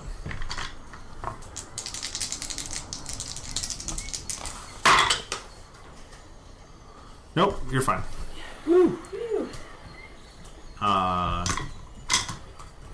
Especially because it was the canoe that Mushari was in, and Mushari knew that the possibility of tippy canoe could happen. No worries there. I'll swim out and grab it and bring it to shore. Okay, you guys take some time to like. I'd like to just help pull the canoe that we were in back to shore. Just to, Yeah, definitely. 'cause You I'm gonna all water. stop and sort of reset yourselves, like get the water out of the canoe, make sure, like, Yeah. there are some wet provisions, Mhm. but Does anyone need to take a breather? How's everyone looking? I know Undril took a I'm beating. fine. Guessing you'd like to play Angela as the actual player. yes, Undril is. We can take a took half hour if we 7 need. Yeah, 20. Took 7 points. Yep. Yeah, you all take some time and take some time to recover. If anyone needs to roll hit dice, I don't think anyone got hurt, but NPCs. But I will get one of my spell slots back from level 1. Okay. Yeah. The canoe that, or either of the canoes damaged by the hit? Okay. Looks like they were mostly like trying to use their strength to tip it over, not so much like a biting attack, just more like a. Some sort of tactic. For anyone, I would say for anyone who saw it, you notice that Capes's sharpness, I guess, or pointiness kind of fades a little bit more. The wild look in your eyes subsides as well, but yeah. I don't look crazy. You take a look. You make a perception check for me. Anyone who wants to assess the damage of the canoe. I'll take a look. What is I my know nothing of perception? these water vehicles. Yeah, no, mine's a 6. 12. I'd say between you all, you figure out that it's just superficial damage, not a super structural sort of emergency. So you all set out upon the river once again, and the rest of the day goes pretty well Nice. as you make it another 20 miles downriver. So Do you want to do our flying thing now that we have some downtime? Yeah, sure. Last time that went really well. Yeah, last time it summoned crocodiles. Alligators, whatever. It was Crocs, right? They were crocodiles. Yeah. Yeah, Kazoo is able to make an athletics check for Kazoo. Good old Kazoo. It's not going to be super high at DC, but I do want to see. He got to a... His strength is 8, so it's a -1. And so it's just a straight strength check. This is 10. Yeah. So Kazoo is able to carry Petal around for, I'd say a couple minutes before his strength sort of wears out. I'd say for about a minute. Nice. And the entire time I'm just going, whee! And I'm using minor illusion to for there to be a little rainbow coming out from behind as we're my flying. gosh. There's a rainbow. Nice. Everyone Nice. laughs and has a jolly laugh about this. So that night you all make camp. So you're 3 days in, plus the 2 days you spent in the port. So about 75 days left until Syndra perishes. Oh, yeah. So yeah, definitely something you should be keeping track of. Yeah. How many days have passed? So, does anyone want to do any other RPing before I start the next day? No, I think I'm good. I would confess kind of at this point, now that he's talked to Undril, and now kind of looks over at the white dwarf. His eyes burn. White dwarf. Oh, I see. Haha, it's a space reference. It's a space reference. You know, like in the sky. Like in the sky. Now he goes, how is it? 40,000 years in the future. How is it that one like you learns these lands so well? Are you from here like myself? Oh, you do not know the Minor Dwarves of Chult, my friend? Let us say I keep to myself. Well, my friend, my peoples were once lived in the mountains. That is why you are, how you say, on this journey with me for free, or I with you for free. No gold. You are to help me, remember? What? Yes, I haven't ventured there myself. I was just interested. I have not seen someone of your palate. My clan's ancestral forge, known as Rakamar, so where we will travel eventually. We may also pass through my clan at one point. It will be interesting with this group, I would say. I should like to see your clan. Maybe one day, I don't think. That is it. I just wish to know. I seek to recover Moradin's gauntlet. The fire newts that now occupy Rakamar. I wish to see them gone. Are these intelligent creatures? Yes. They worship an evil, fiery god. Do they walk on 2 legs or 4? 2 legs. Do they wear clothing? No. Well, they wear armor, but they do not wear clothing. That would change. Have you ever seen a salamander? Yes. Imagine a giant, well, comparatively, a giant salamander that walks upon 2 legs and with semi-translucent skin. It looks like fire underneath. Interesting. They ride upon great beasts known as striders. Oh. They are thoroughly evil. White Dwarf, do you know of the Wutha Rathika tribe. Do you know that name? I can't say that I do. Your people come from the Valley of Dread. That is true. My people do not. We come from the west. In their raids, I did not know where they were stationed. I was wondering if maybe they came from some far-off region. I am sad to know that they may come from a very close place to my home. Thank you, Rick. I'm sorry to bother you. No worries. I do know that there are lizard folk tribe scattered throughout the jungles, but I have not heard of this particular tribe. Well, if these fire newts, as you say, are evil, the ones I'd speak of are equally so.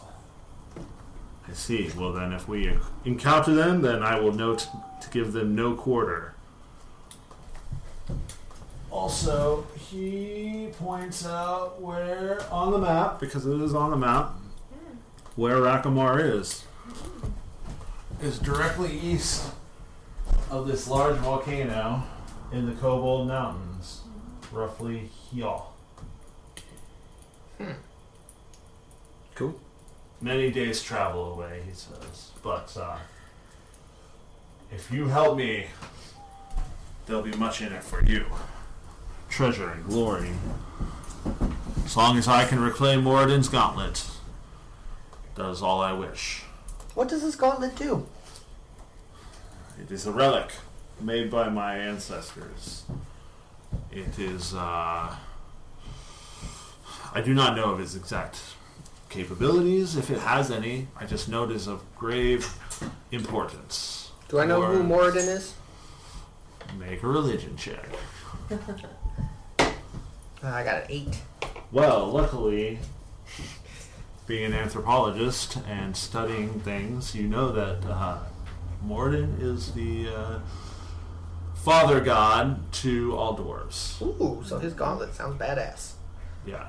You put 5 gems in it when you snap your fingers. Nice.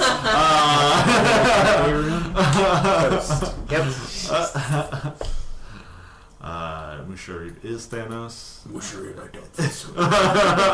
Tiny Thanos. Tiny Thanos. Thanite. Maybe Thanos at that point. Thanos. Thanos adjacent. So yeah, you all take your rest, and now the dawn of the 6th day. Can I do one more thing? Sorry. Yeah. Sorry. Oh yeah, no, you first. Nope. I've been I doing was just things. gonna ask, did we ask Mushari if he knows anything about Omu or Mbala?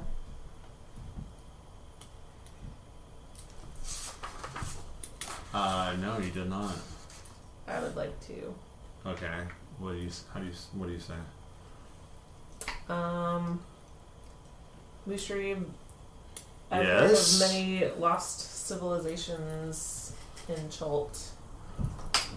Much like my ancestral forge is lost. But, yes, I've heard of others. Do you know of Mbala? Mbala. Shakala.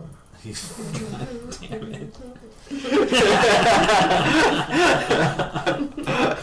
20-inch blades. Mushari rolls his swishers extra tight. Mushari says, I do not know this name, Mbala. You know where it is on the map? Do I trust Musharibs? I do. But you lied to him, that's okay. It's on the big map, Oh. too. It is? Yup. Oh, never mind. It was a test. You passed. I did not. What about Omu? Omu. I've heard stories of this city. It is near Rakamar. I have never been there myself, but I've heard tales of this city. It was cursed by the god of this land, I believe. But I've never been there. But if we're going to Rakamar, then perhaps Omu is close by. Thank you. Actually, would I have ever heard of Omu at all? Being a member of this land? Make a history check. Not a for me. problem. Oh man, that's like the best thing. I this know. man does. Oh wow, and -1. That's a 10. 10. You know of many large ruins in the jungle where humans used to dwell, but you don't know of its exact location. You just know that. Yeah. Cool. Actually, you know there is a particularly fearsome tyrant lizard of renown known as the King of Feathers that lives within this place called Omu, but you have no idea where Omu is. Does he know the king of cartoons? Yes. Tight. I'm not going to make any reference to that. Okay. I'm just listening to the Okay. conversation. You recall stories of the King of Feathers. I'll put that one in my Alright. back pocket. I was just... If you know that there would be much the females would show much adulation to the one who was able to conquer the King of Feathers. So instead he doesn't say Your anything. clutch would be large. Yeah, you're gonna have to make all the eggs. So if he doesn't say anything, you just see him go, I will have that feather. But no other reference. Okay. Doesn't say anything, I just like, yes. So you randomly hear Kapesk muttering to himself. What was that, Kapesk? What? That I will have feathers.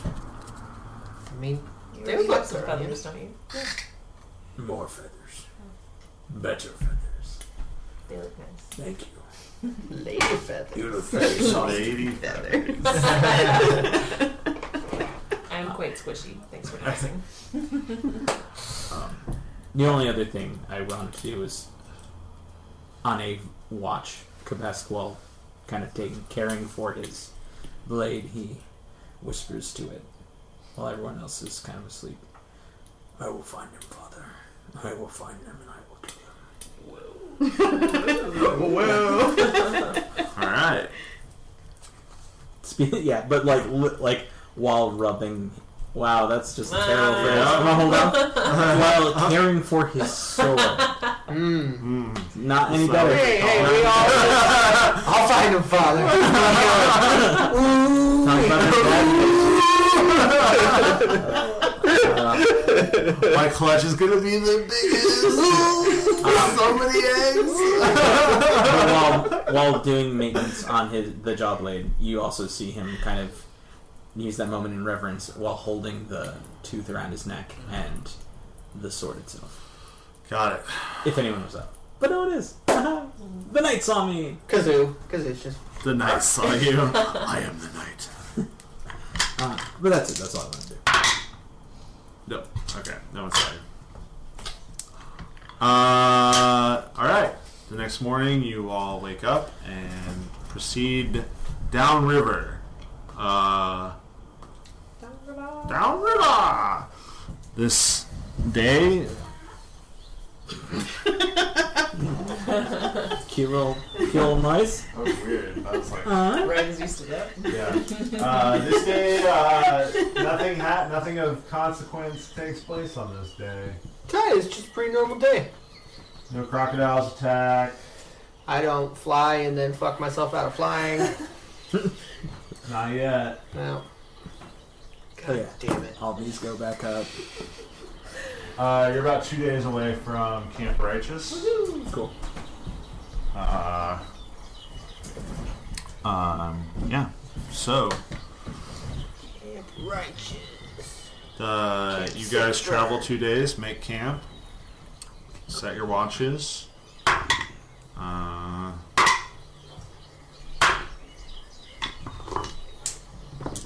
You wake up, travel the next day, downriver, still no incidents. You see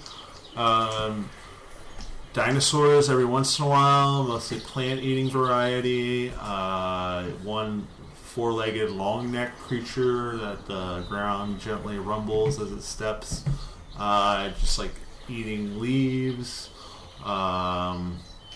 You see some duck-billed varieties that seem to enjoy the water quite a bit.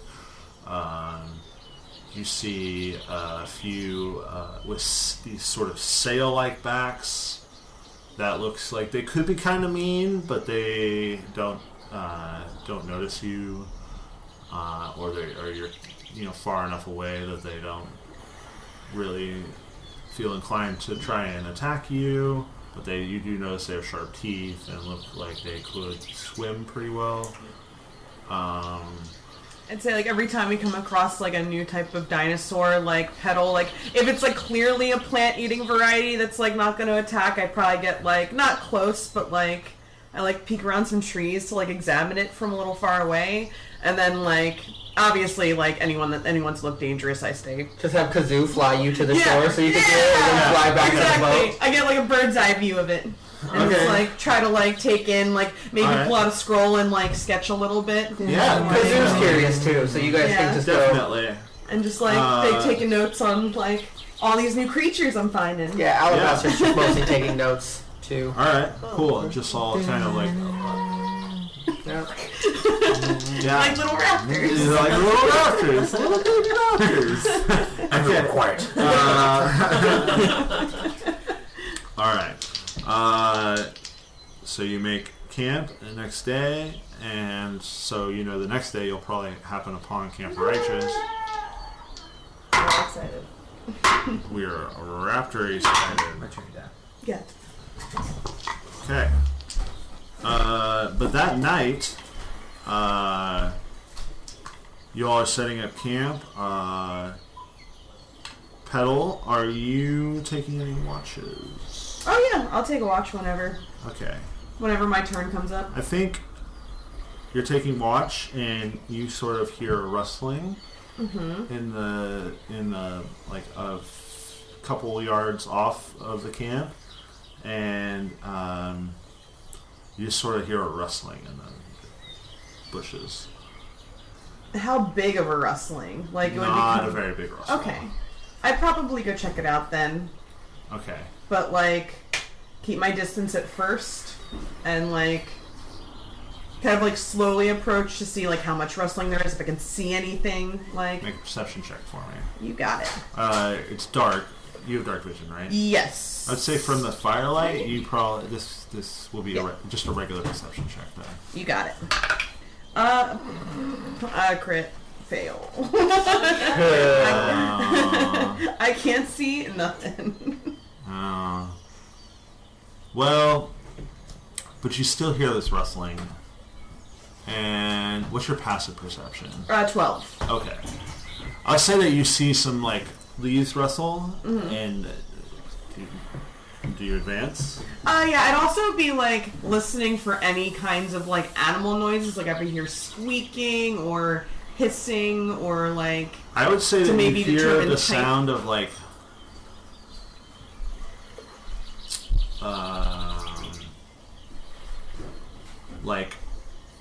beads in a hollow gourd sort of sound. Oh yeah, no. No, well, Not like rattlesnake. not like a rattlesnake. Oh, okay. That's where my mind went, was rattlesnake. Yeah. I realized that when I said that. Let me see this. I guess can I roll a nature check to see if I would perceive this sound as dangerous? Like you know what it is. Yeah, or if I Yeah. would even know what it is based on that sound. Let's see. Oh yeah, I forgot I'm the nature cleric that doesn't have proficiency in nature. That's so weird. It's so weird. I don't know, like, but it's still 15. Damn it. Okay. But I do have 4 animal handling. This sounds like a noise that you. It's like not a noise you've ever heard before. It's just sort of like, and it's not like a.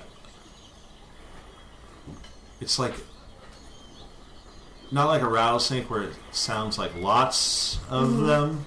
It sounds like a couple rattling around. Oh, More like okay. a rain stick. I don't even know as a gnome you would know what a. Yeah, I probably wouldn't. But as know a what dungeon, rain stick I mean, just kind of describing like Like, a rain yeah, stick got it. noise, like something rattling around in a hollow space, Oh, that's super weird. and you can see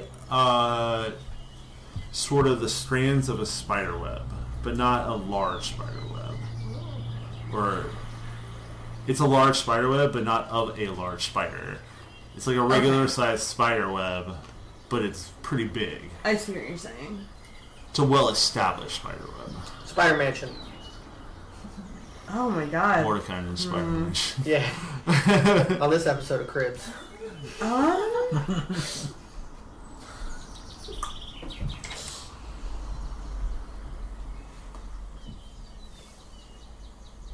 Oh man, I don't know what I would do. You I notice think a I'd be like spider? curious enough that I would want to know what Okay, it you is. start to notice a spider moving towards something, but you can't really.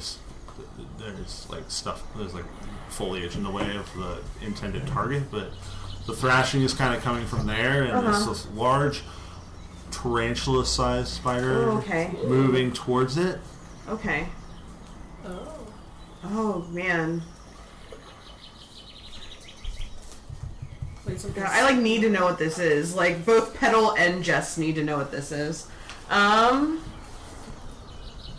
trying to think if I have any I like, mean, yeah. other Can you play the tricks sound? up my sleeve. But I didn't here. want like. I just want that sound, but not any other like music and other Oh stuff. yeah, this with is a it. 10-second clip. Okay, try it. I think it's the same clip I was just trying to play. I should do something. Here, can I see your phone? So I can know that it's not going to play some music. The first one I found. But, Oh wait, I know. I can get it. I got you. Okay. What do you do? Spider's getting closer. Wait, there's something stuck in the web? She just can't see what's stuck in the Okay, web. this might be a little loud, and I apologize. I think. Or not at all.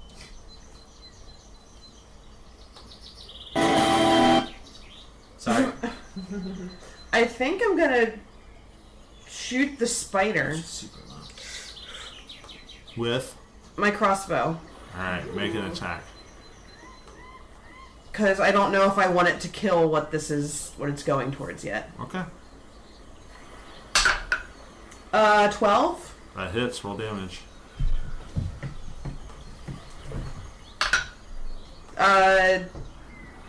4. Yeah, the bolt flies center mass into the spider and sort of rips a hole in the net and sort of pins it to the ground and it stops moving. Okay.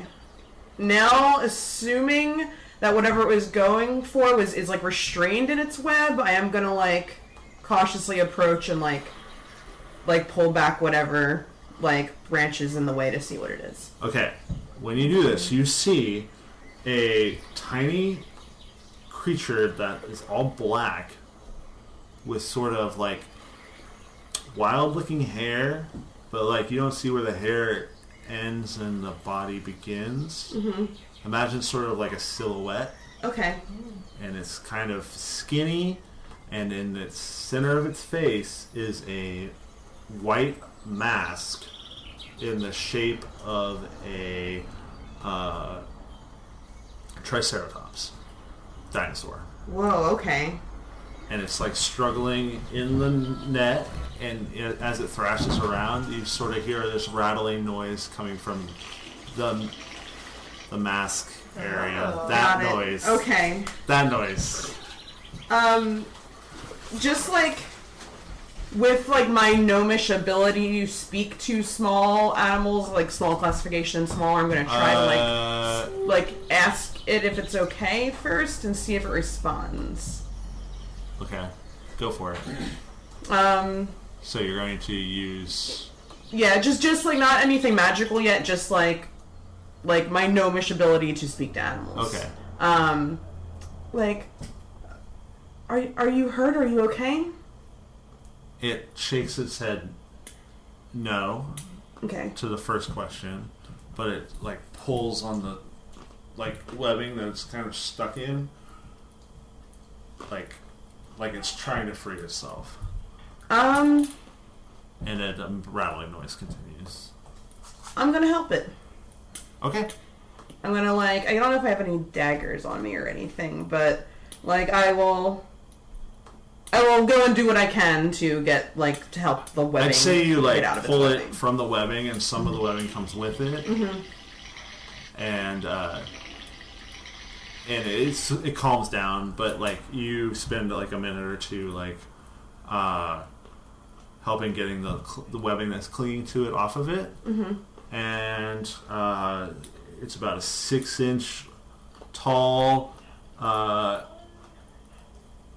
It looks like a doll almost. It's got spindly limbs and wild hair. And it just once you get it cleaned off, you smell like flowers. And it sort of takes a deep bow. I nod my head back. And it sort of looks at you and looks at your shield and does this motion in front of its face. It sort of remolds its mask. And suddenly it has a raccoon face. What? I squeak a little bit, but then stop myself because I don't want to make too much noise in the dark. But I'm really excited about that. And it just makes another deep bow, and then it just scurries off into the forest. Sweet. All right, rad. Okay, I'm gonna head back towards camp, and I'll spend the rest of my watch I'm gonna pull out a scroll and draw a picture of the mask as it was before it changed it, and then another picture of the mask after it changed it into the raccoon. Go ahead and make me a Arcana check. Okay.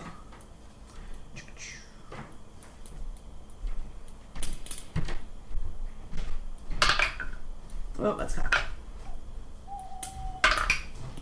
18.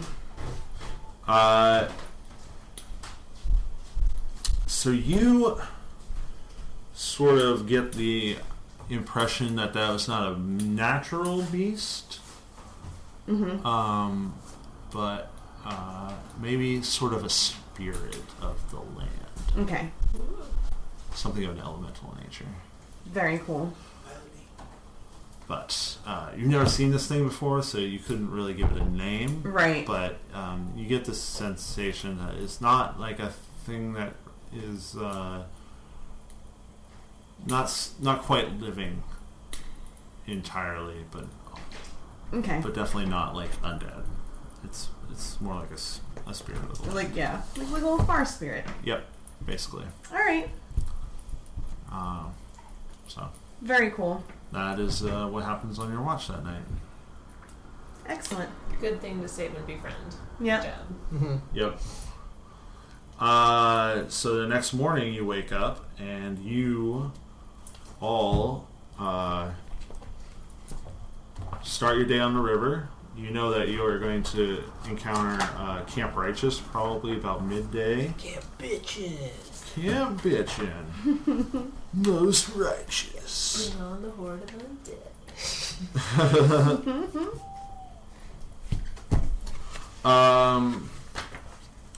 Yeah, I will wait for Ross to get back to continue. Sounds good to me. But if anyone has any RPing they want to do, Are you going to tell us about that? I don't think so. I don't Okay. think, at least not right away. Okay. Yeah. I think I'm gonna dwell on it a little bit. How's And, your like- watch pedal? Meta. You could also ask natives of this land.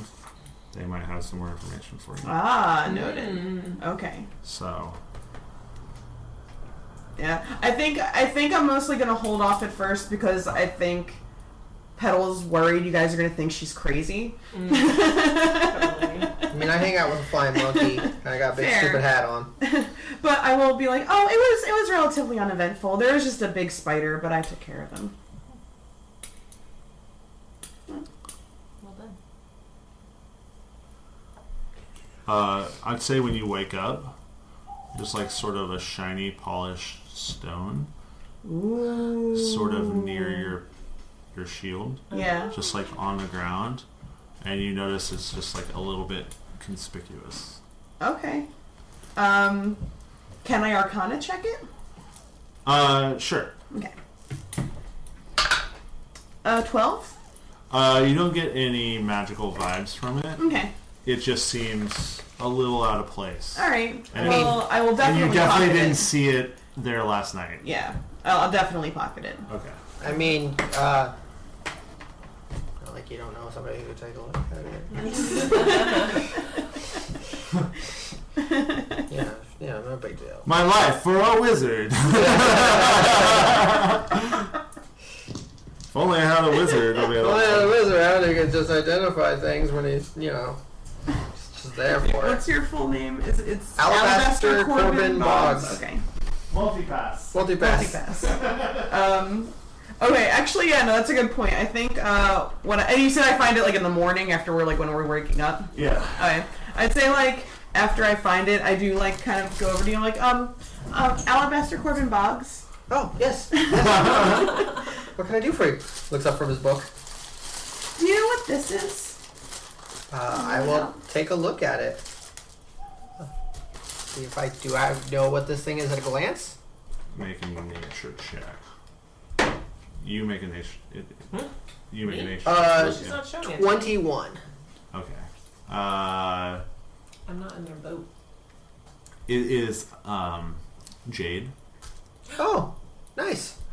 It is a jade stone. Oh wow, that's and I like. Do you want me to see if it has any properties to it? What is it? Where did you find it? Oh, I just found it near my stuff after I done camping. It's like very well polished and like sort of oval, egg shaped. Oh, It's probably like this big around. neat. Cool. Did I get any kind of like a magic feel off of it? No. No. Oh, It's that's just it's a lucky find. conspicuously polished stone. Should we be I'd looking say for gems? magic Is that a stuff. thing that happens around here? I don't know. Probably I was worth about thinking- 5 gold. Nice. Well, congrats. Thanks. Sure. I'm gonna like hold it while we're like going. I'm all excited about it. That's cute. Every once in a while, you catch a whiff of flowers on the air. I'm very excited. That's awesome. Yeah. I always have to, I'm looking up all these wizard spells because I have that hat, and I always want it to be useful. Oh, the wizard cantrips? Yeah, just like have access to all wizard cantrips at least once a day. Once a day. Really? Well, I can cast it with the wizard. He has to hat. make a DC 10 check. Yeah, and so I can cast anything from the wizard cantrip, but there's a lot. So, But then it's gone for the day. yeah. But then, yeah. hmm So I'm always trying to like, kind of studying it a little bit. Yeah. So the next day, you break camp after the stone is found and a bit of identification happens. And does your conversation in quiet or like is it No, fairly I don't open? think I would have been like, oh, can you tell me? No, like I was like, hey, what's this? Mushri looks on and says, "Where do you find that stone?" Oh, it was just near my stuff, like near my bag and my shield and stuff. And what happened last night? Oh, nothing. I ran into a spider and took care of it, but that was everything that happened. You didn't see anything peculiar? I mean, no, not really. Make a deception check. Yeah, do make a deception check. Can I roll to see if I can hear? You can make an insight check. No. I totally believe you. My deception's -1. 7. Cabas pass over. Where'd you get that jade? Knows what that is. Doesn't understand the name. Yeah, I was gonna say. I know. Okay. That's the jade. No. Yeah. All right. He says, yeah, maybe you tell me the truth. Maybe you tell me the truth. I mean, Please to be telling me the truth.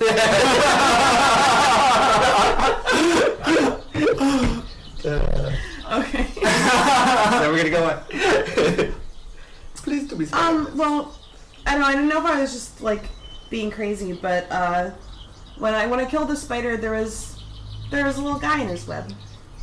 A little guy? Mm-hmm. What kind of little guy? He had a mask. Ah, you saved a Chwinga. Well, what's that? It's a forest spirit. Maybe kind of what I thought it was, but Why is a forest spirit in the jungle? Well, they are jungle spirits. You know that a jungle is like a forest in a hot and wet place, right? I get that idea. I wasn't sure if they migrated. I'm not. they migrated. They have been known to help those who are kind, and they They pay well. they are fascinated by civilization, and they have been known to grant boons and small boons and blessings and little gifts to those that help them out of a bind, so to say. Well, I definitely helped him out of a bind. You can roll nature. Literally. Yes. Absolutely did. 3. I don't. No. That was Do you think all the forest spirits exist to, like, steal your soul? You just see Capes think. No, he doesn't say anything. He just kind of like looks over at you and like looks forward and just like uncomfortable about this now. Aww. You get a bad feeling about this. He just sits there, kind of like mock growling. I mean, it seemed really friendly. It was really nice and it made a cool little rattling noise. Yes, they do that. And they've been known to summon the smell of flowers or cool breezes. It's ill, your life. Steal my life. What? No, my friend. They do not steal anyone's life. They are friendly. I was gonna say, you seem very friendly. They are very Did you shy. see a little present they left me? I think you Very have friendly. been told the wrong kinds of stories, my friend. Maybe. Perhaps you have made a friend. I do not know. I hope so. Musharib hopes so as well. And you guys set off. And after a couple hours travel, you come down. You come up. There's like a river bend, and you can see about half mile down. You can see structures. You see a riverside camp strewn with wreckage. Hey, Wizard, would you like to cast Mage Armor at this point? Yes, please. I was paying attention, but I totally forgot to mention that. Yes. Tents are moldy and tattered, and all the permanent structures appear to have been burned to the ground. Sounds like the place I'm writing off for my summer home. Yeah. 2 intact rowboats are tied off to a short dock. North of the camp is a ridge, and built into it is an 80-foot tall stone statue carved to look like a man with a crocodile on his back. Between the statue's feet is a stone archway leading to a dark tunnel. To the left of the statue is a crude animal pen with a small panicked bird running around inside. There are no other signs of life. Save that Eat bird. it. I mean, Capes may. Roz, though, is like a bird. It's a little chocobo. No! Chocobo my path, because I'll eat it. Well, Well, you can start trying to get over there.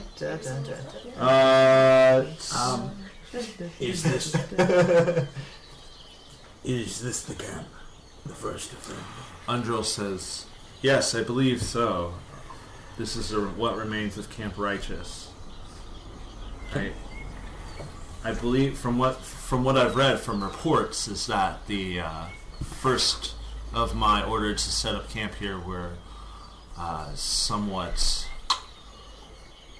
They had their hubris. They had a lot of hubris and did not properly prepare their defenses. Can I give a sniffing check?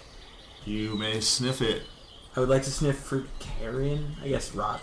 Okay. specifically. And your mission here is to verify that they are gone, or are you here to re-secure the camp? Oh, this is just on the way to Camp Vengeance. Oh. This position is not defensible. Oh, okay. 30-20.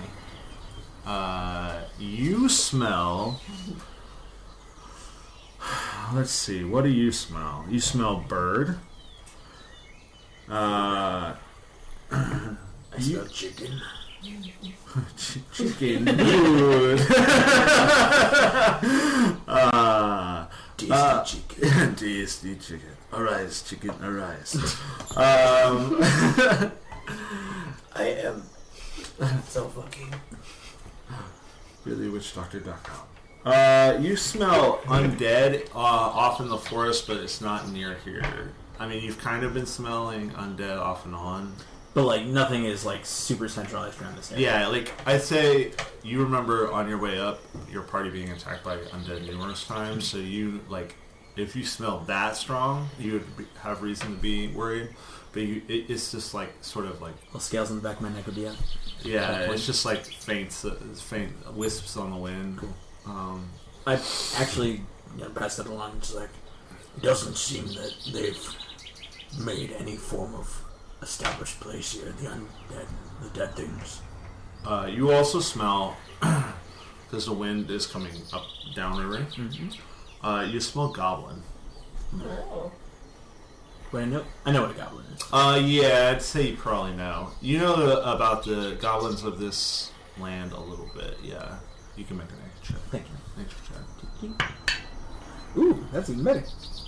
That's a non-natural 20. It's not better. The goblins here are called the Batari, and they... Is that what I call them too? The Batiri, yes. I think you probably would just call them Batiri. Cool.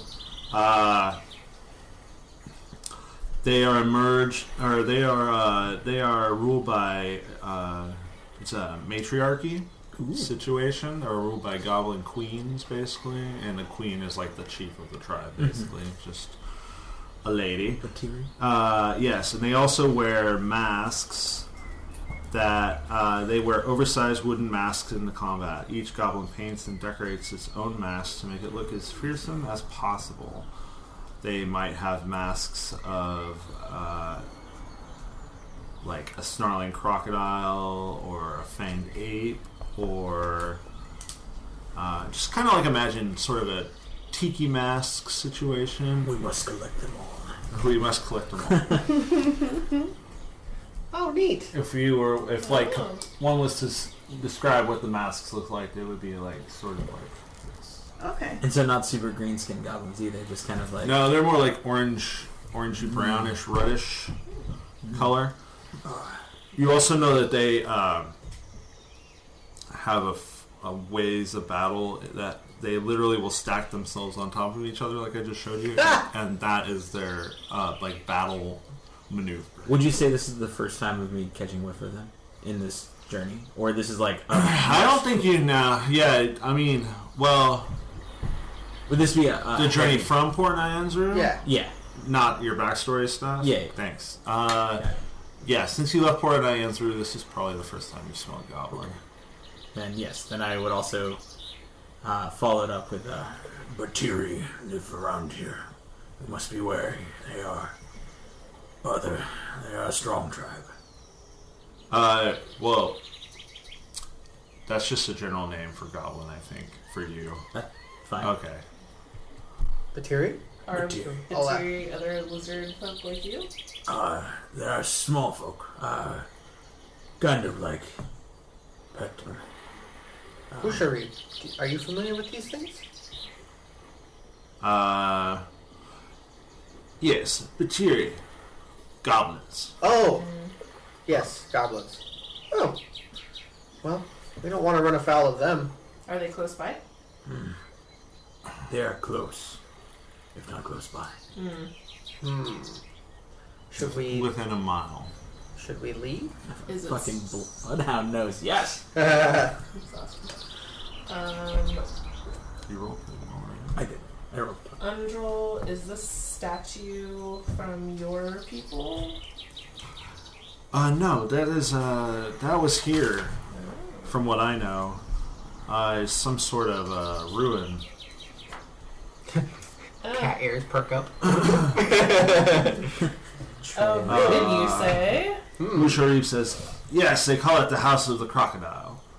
And why do they call it that? Because it's got a big carving of a crocodile Okay, on top of that, of a man. I can see that. And you don't know what people lived here before it was taken over by the... It was a shrine. That's what I hear. Okay. Well, I would like to investigate. oh really? Well, I mean, sure. I don't have a problem. If we keep close, would you like to get off the boats? If we keep close, we should be safe. Okay. Can you sniff around and find out if the goblins are like around the statue? Didn't you say there's a cave entrance or something near there? A cave entrance? Or something? Between the statue's feet is a stone archway leading to a dark tunnel. Yeah. To the left of the statue is a crude animal pen with a small panic bird running around the side of it. We could send. There are no other signs Wait. of life. I mean, I could give Kazoo a torch, and we could go in, Oh. and he could take point. And I didn't smell goblins that close. Or was it just all around it within a mile? It is on the shrine side of the shore within a mile. Okay. Does it seem like the bird's pen there to be used as sacrifice or something? Like it's a Make a blood perception omen? check.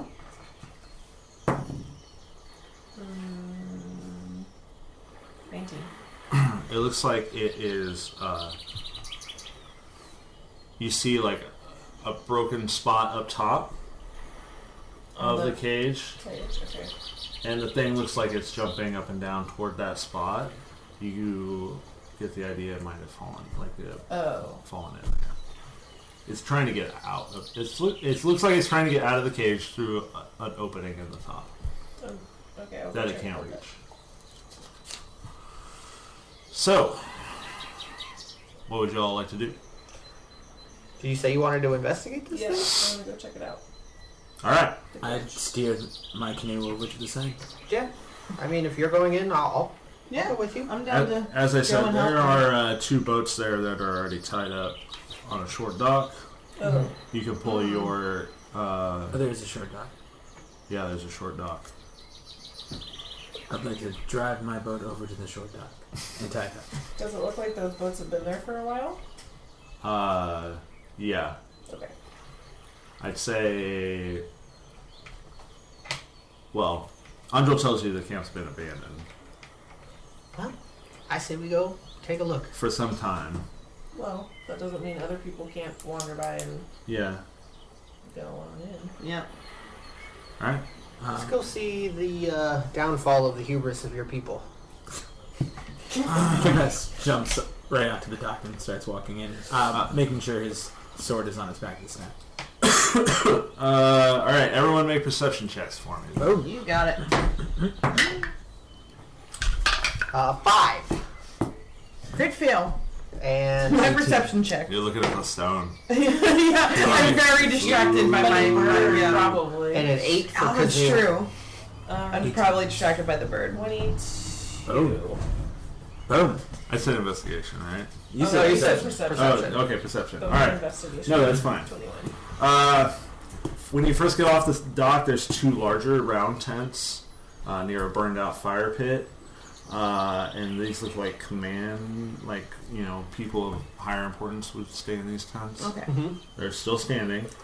Do they look like they're in good condition? They look like a little moldy, like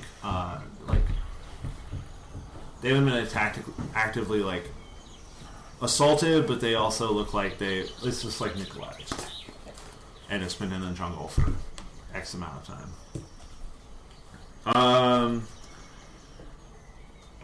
And Up to the north, you see a couple rows of tents that look like they would be for soldiers. There are slash marks and claw marks in them. And all the canvas is at the point of disintegration from mildew and jungle rot.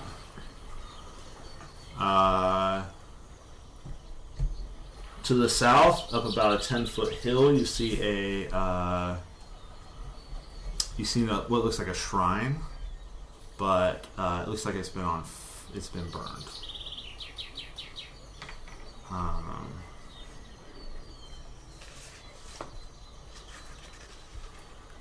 And to the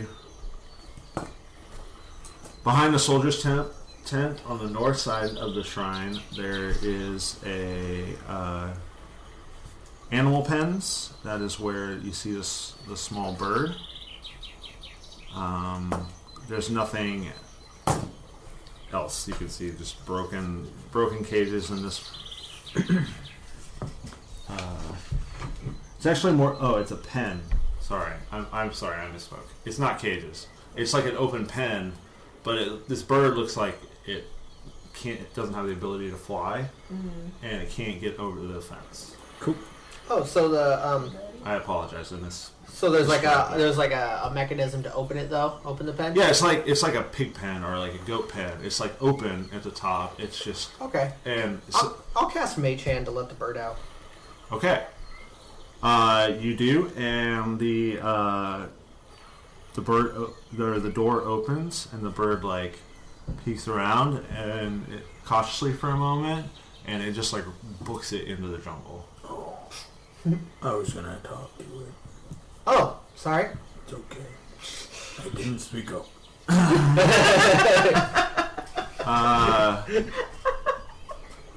And back behind the pen is the latrines. You just see it looks like the shitter. And then the shrine is on the built into the hill. So immediately in front of us there are the commander tents. Yeah, basically, right as you get off, there's like the fire pit and the 2 command tents. Okay, I'm gonna take a peek and see what's in those. Yeah. Roll an investigation check. One for each or just one? Just I'll check out the other one. Okay. 11. I'm gonna open it with the Mage Hand just to look around, so I'm not necessarily like just opening it up Okay. close first, but then I'll do an investigation. 14. That's to investigate. Yeah, I'll open it up first, and then if I don't see Right. anything, then I'll go and investigate. And what did you roll, honey? 11. Okay. It looks like these are been just largely cleared out. It looks like people left in a hurry. Typical zombie apocalypse style. Looks like they grabbed everything valuable and ran. They got their priorities straight. Get the money and go. I'd like to give a sniff to the entrance to the temple, or the rooms. You want to sniff? Yeah, Toward at the the, ruins? at the archway Alright, that leads below perception me. the... Petal, what are you doing? I mean, I guess, like, obviously, clearly by the state of things, like, people haven't been around, like, for Definitely a while. not. But I kind of want to, like, take a look at the ground and stuff to see if I see any, like footprints of any kind of creatures that have been through here recently. Survival. Is this in the command tent area or the greater camp all over? I guess, like, the greater camp, like, Okay. as a whole. Alright, yeah. Roll me an survival check. Which is I got a 4. right. You like Natural 20. You've like lost the scent of the goblins. Shaggy dang. Natural 20. Yeah. You find bird tracks of the small bird. You find larger bird tracks. You find goblin footprints and just various humanoid-esque shapes. There's a few spots you find like drag marks, like a creature that didn't have its full capability of walking, like dragged a limb through the sand, gotcha. or stuff like that. And you find a few, I'd say, you find a few bones around, like humanoid bones. Oof. and there's like some splotches of dried blood, but it seems to be like at least a month old. Okay. And they go into the ruins, or they go away? This is just scattered all over the entire camp. Got it. And as you can see, the tents are like torn in places and Right. stuff, and you can see dried blood and soaked into the canvas. Yeah. Under- So just kind of like whenever whatever this was happened, it just kind of was like it was kinda- kind of a big event. yeah, chaotic. It wasn't like Right. And everyone leaving the camp at once. It's just like this is just like all over. Like it was. there was like a battle and a Yeah. retreat, and then you also see signs of nature that have been through here, and you do find goblin tracks. Okay. And those look fresher. I was about to say that. Are the goblin tracks fresher than everything else? Compared to the battle, like footfalls, oh, definitely. Okay, got it. Could I use this? And I will communicate this to you guys too as I'm like I just want to discovering speak this. to animals Okay. as a ritual. If we want to take the time. Is it like last 10 minutes, and then you can speak with whatever you find, or what? I don't know. Is that your intention? Yes, it was gonna. See Yeah, if I you could have to find- go find something at that point. But yeah, I would like to do it and then find something around me. Oh, If people don't mind me taking 10 minutes to. I'll go left. No. You're gonna go left. Yeah, let's go left. North is the soldiers' tents and the animal pen. Okay. South is the partially burnt down shrine up a small hill, Oh yeah. and you can see the latrines run behind the pen, and basically where there's like a platform to go into the tunnel of the ruins. The latrine is like built on both sides, just around that area, like originating at that area and outward. Huh. There's like a definite back to the camp where the latrine is, and it spreads kind of far. That's also where the rock wall is to the. Like, it's like tiered on the wall, so the latrine is dug like right in front of the rock wall, where the hillside goes up. So, did you want to investigate the south side, or? I mean, when given the choice of going left or right, I always go left. So Okay. I guess I'm gonna investigate. Is that just a general rule? That's my flaw. Awesome. That's incredible. Well, you go left and you find. Make an investigation check for me. Okay. What about Bogsy? Your ritual casting, speak with animals. Yep, I light a torch, I burn a piece of rations out of there as a sacrifice for it, and cast my ritual. Okay. 15. So you make your way north, and you find the animal pen and the soldiers' tents. But as you make your way close to the animal pen, you see something in the latrine. Oh, tight. Like and you moving? No, Oh. it's like a vaguely humanoid shape.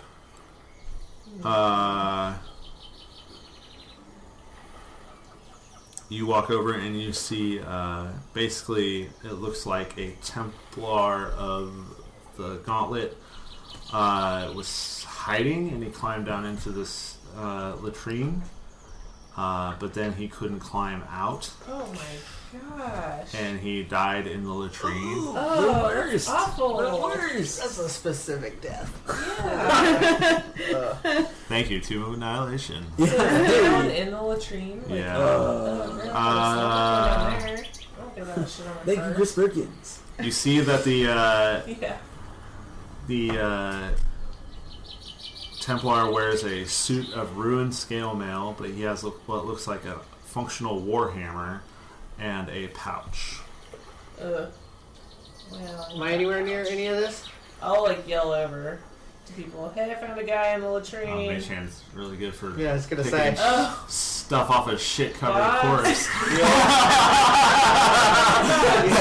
I totally you to assist me over here. It's like the grabby claw of D&D. It's safe to assume that he died. Ugh. That's exactly what they had in mind when they wrote that spell. That's not dignified. No. Yeah, he died down there. However, I do see an interesting pouch down there. Oh, And perhaps a warhammer if anyone's interested. I'll try to pick up the pouch. Rest in peace. Yeah, right. Mage hand that up. As far as I know, that just happens. I think. Yeah. Okay. Yeah. Cool. It takes like a tug or two because it's like it's crusty on there, and it's tied like in a knot. So I mean, but you get it off eventually. Yeah, just phrasing. Yeah. You remove the pouch at some point in time. Within like a minute, you get it off. I'll pull it on up, and then I'll open it with on the ground with the mage hand, like I'm not touching anything yet. Okay. Just doing all of this with mage hand. Out comes this like inner cloth that is not so much shit covered, but is definitely brown. But Soap too. like but inside also you see a glittering as 5 gemstones tumble out. Oh. Do they fit in your gauntlet? Who had all these infinity stones in this shit covered soldier? I wouldn't think to look for them. I wouldn't. Yeah. Well, Well done, but, Professor. yeah, they're all yours. But yours, all right. You found them. I would say that there is a diamond, a jade, or a diamond and emerald, a sapphire, a ruby, Ooh, and an onyx. that's a good catch. It is. I'll see if I can lift the warhammer out as well. You do. The poo warhammer. Does it seem like anything special about It it? looks like a warhammer. Nice. See Hey. if It looks like it. Girl wants it, or Yeah. or I have so many questions, but I'm not there. So I'm just gonna sit back. Yeah. It looks like you could clean it up pretty quick. Just put it on the ground. Free warhammer. anybody? It's not clean. It's Mushari will take it if no one Of course else he will. does. But Yeah. Mushari says, "Hey, that's a good warhammer still. It just needs gotta clean the shit off of it." I will mage hand him the warhammer and be All like, yours, buddy. No, in the river. You're the one with the invisible hand. fine. Alabaster just kind of. I don't know if that's being disrespectful. He's still gonna go do it, but he's mulling it over in his head. I'm being underutilized here. Anyone else going to do anything? I would like to go to the ruins once I wash the poo off the hammer. The Oh, huh? They have to fight Musharib for it. Yeah. I'll fight you for that hammer. you can have it if you want. It's just if no one's going to use this perfectly good warhammer, it's just got a little shit on it. I mean, I soaked it, but I don't. Pest doesn't care. You don't have prestidigitation? I can, but I can't use any other spells that day. I don't have it. Because just her half. Yeah, I don't But memorize. you could. I mean, this would be a perfect use of that. Yeah. No, I'm saving it. Oh, okay. Because similar to Capest, I have odd values, and I don't really care so much for things that gross other people out. I'm like, that's not a useful use of that spell. Everything has to be useful. Got it. So Cleaning shit off of a weapon is it's not my useful. weapon. Wow. I'd like to go to the ruins and use The burned down ruins or the stone The ruins? shrine? the stone ruins, the ones that get dark and actually go into. Okay. And I would like to spark a torch and give it to Kazoo, and have Kazoo do his thing that he did in the sewer. And he goes down and checks some shit out. Okay. Make a perception check for me. Not natural 20. Okay. You see this man carrying a crocodile on his back. And you insert... Well, like in person? No. This is the statue. Oh, okay. Literal as fuck in here.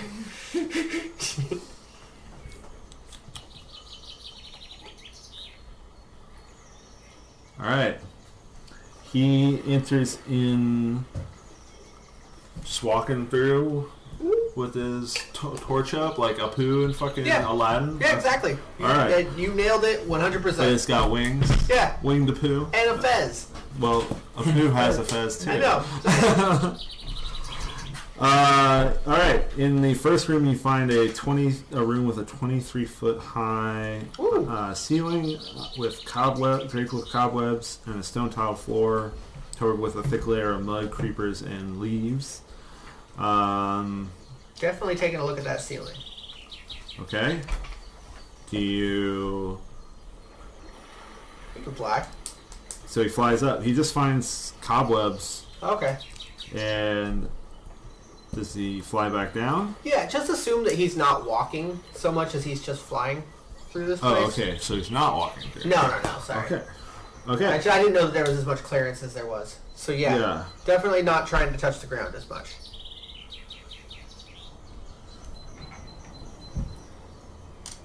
Okay. That's pretty much all you see in the first room. Okay. The next room, Kazoo flies into, and... And dice rolling happens. Nothing happens. Nice! Yet.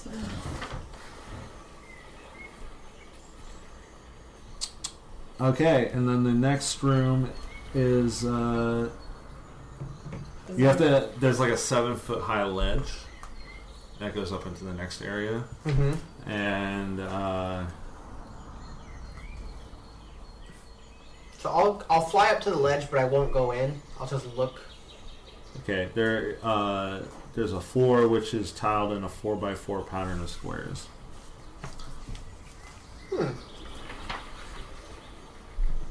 Is there a stone or something nearby that I can pick up and throw into the room? Yes. Okay. Kazoo will throw stone into the room. Okay. Let's see if anything happens.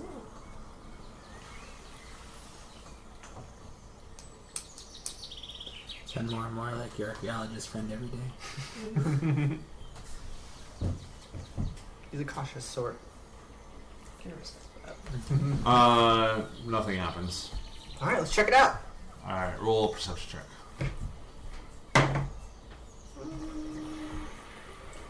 12.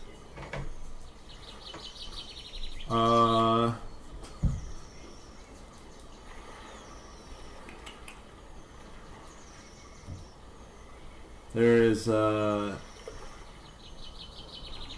a wooden door.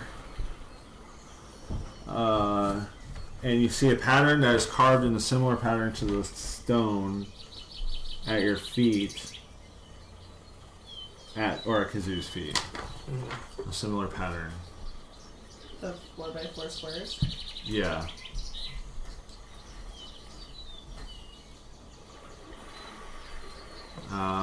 And you get the idea that if you got high enough, you could see the entire pattern on the floor. Do it! So he flies up. Yeah.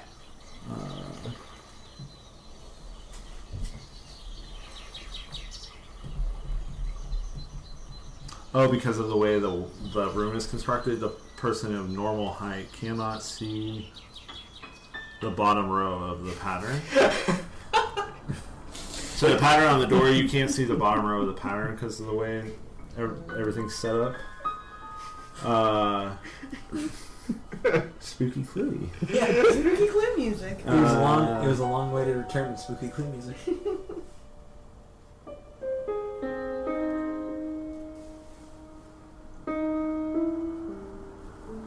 Sorry, this description is hard to understand with the map.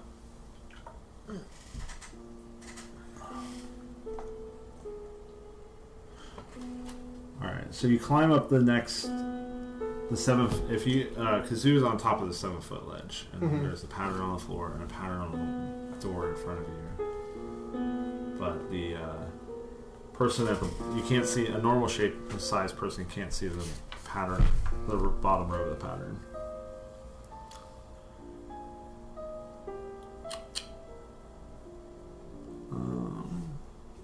The pattern on the door corresponds to the pattern on the floor, with the bottom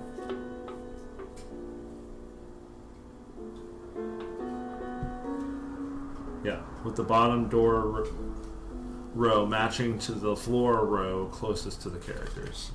So where you're standing in the where Kazu's standing in the room, the bottom of the door corresponds with the first row tiles at Kazu's feet. Okay. And so, Like, are they different? How do you tell where's the bottom? Tiled in a 4x4 pattern of squares. It doesn't say how big the squares are. can I just make a general int check in order to figure this shit out? Yeah. Because I'm pretty smart, but I'm having a hard time conceptualizing this. I know. Same. Yeah. It's kind of hard for me to describe. Yeah. So that's a 15 on an intelligence check.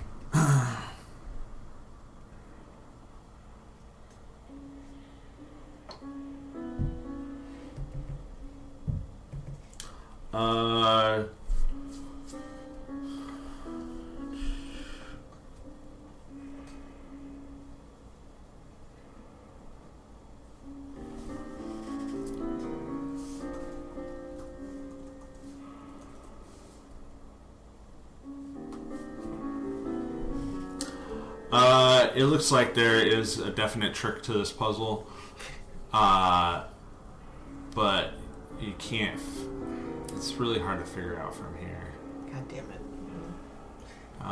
It's just like it's not meant for flying monkeys, Yeah. so it's just like there might be Static brain stuff. this. Is Kazu just flying this whole time? Yeah. Yeah. I mean, just the way it is, I think you get the idea that you need to interact with the environment a little bit more to get fully grasp what's going on. That's fair. Yeah, that makes I'll sense. relay everything to these guys and let them know the path that I took, the fact that there's some type of a puzzle in this otherwise dark Basically, cavern. Actually, I was going to do something else while you were doing that. Okay. But I would go find you, the archaeologist. Be like, hey, Okay, guess what I found? While you're doing that, you're still ritualing.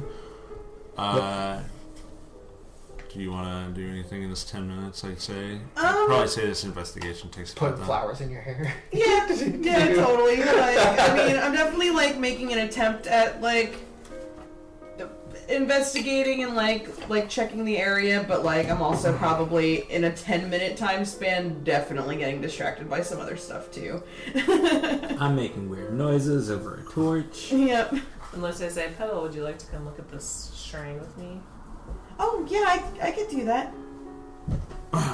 Your The, expertise might come in handy. The ruins? I know. The stone ruins? No, the shrine. The burned out shrine. Yeah. Okay. You walk up the hill and you both observe that what it looks like during the battle, some lamps fell and caught the structure on fire, and it looks like they were stockpiling supplies here and stuff like that. It wasn't fully built all the way either. You see sort of like framework and stuff, so it just looks like that they were trying to build something more permanent, but it basically burned down in the attack, partially burned down in the attack. Okay. But you do find a holy symbol of Torm, where it's silver and it's worth about 25 gold. Damn, you guys find all the loot. Well, I would probably get that to Undrel, unless you. Undrel, Oh, no, I Undrel would- thanks you. Yeah. And meanwhile, while you two, Boggs and Kapesk, are doing your thing by the shrine, I think Mushari wanders up and he just he says out loud, "Can you hear while you're doing the ward thing?" No. Oh. Because Lucifer even knows that. Nope. Nope. He just walks up and he says, "In the early days of the world, man stood by the banks of the river frightened. Crocodile raised his head from the water and asked, 'What troubles you, cousin man?' Man said, 'I must cross this river, but I fear to enter the water alone, because it teems with your brethren.' Crocodile replied, 'It's true, you would not be safe, but I will carry you across the river safely on my back, if you promise to return the favor.' Man agreed, and Crocodile bore him safely across the water. When they reached the far bank, Man asked, "How can I repay you?" Crocodile replied, "I wish to see the realm of humans, but I fear to go there alone because it teems with your brethren. You must carry me on your back across your realm." Man had been tricked, but a promise is a promise, so he carried Crocodile safely on his back. And across the entire realm of humans, a journey that lasted many years. He also swore in his anger that never again would men and crocodiles be friends, and so it has remained to this day. What? Are you cursed now? You hear Capes kind of like, And then Mushari turns to Boggs and says, "Yeah, it's local lore. They say it's a parable of sorts." And you're just worked out. Allegory.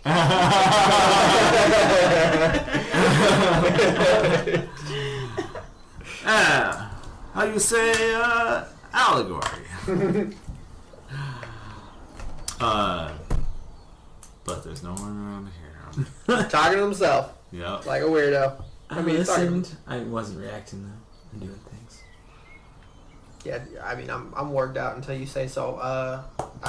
I would probably have once I realize I can't do anything with it, I would have Kazoo come back and then Okay. take my eyes back. Your familiar is returned and your eyesight is returned. Nice. I'll go find Professor Jade. Is there anything else up there on the hill? Just the shame. It's just built into the hill. Okay. Uh, Yeah, we Oh, can get that. come back. Oh, Sharib. Hi. Whoa, you're right there. Hey. Did you not hear me? I was No, I was. trying to tell you something. I'm sorry. Kind of important. I was in the cavern with my monkey. He told you an allergy. Is that what they call it? Yes. That is what they call it here too. People also tell this story. No, this is the shrine of man and crocodile, not man and monkey. No, I mean I was, because I was in the monkey. I don't know how to explain I've this. heard sometimes people do that when they drink too much. No. Anyways, thank you for sharing whatever. I feel like I learned Whatever a lot you say, from monkey this. fucker. I learned much from this conversation. Have a good day. I'll just kind of excuse myself and go find Jade. This is awkward. I don't know what's happening. I believe your guy thinks you've No, I got that. sexual intercourse with monkeys. I'm saying Corbin is completely oblivious to all of this. Excellent. Yeah. Can I finally finish? Your ritual's done. Yay! So I stand up after that, putting out the torch. How long does it last? 10 minutes. Okay. I would like to use nature survival to find an animal, be it bird or small mammal, or lizard, I guess, around. Yeah. Roll a survival check. That's a 5. Dang it.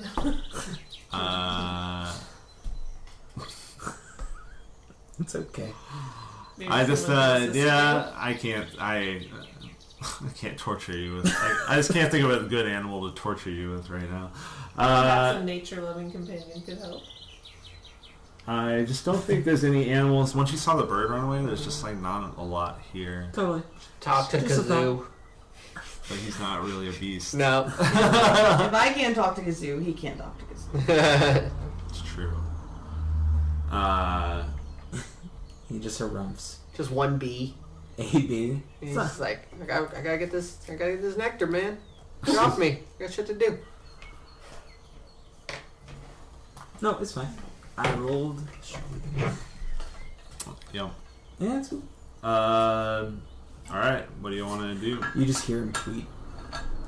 Not to anyone. No one's around. Yeah. He knows how to speak the language, but no Yeah. one's around to hear it. Definitely. So you just see. It's like the raptors from Jurassic Park 3. Nice. That are just like kind of weird cooing and tweeting sound.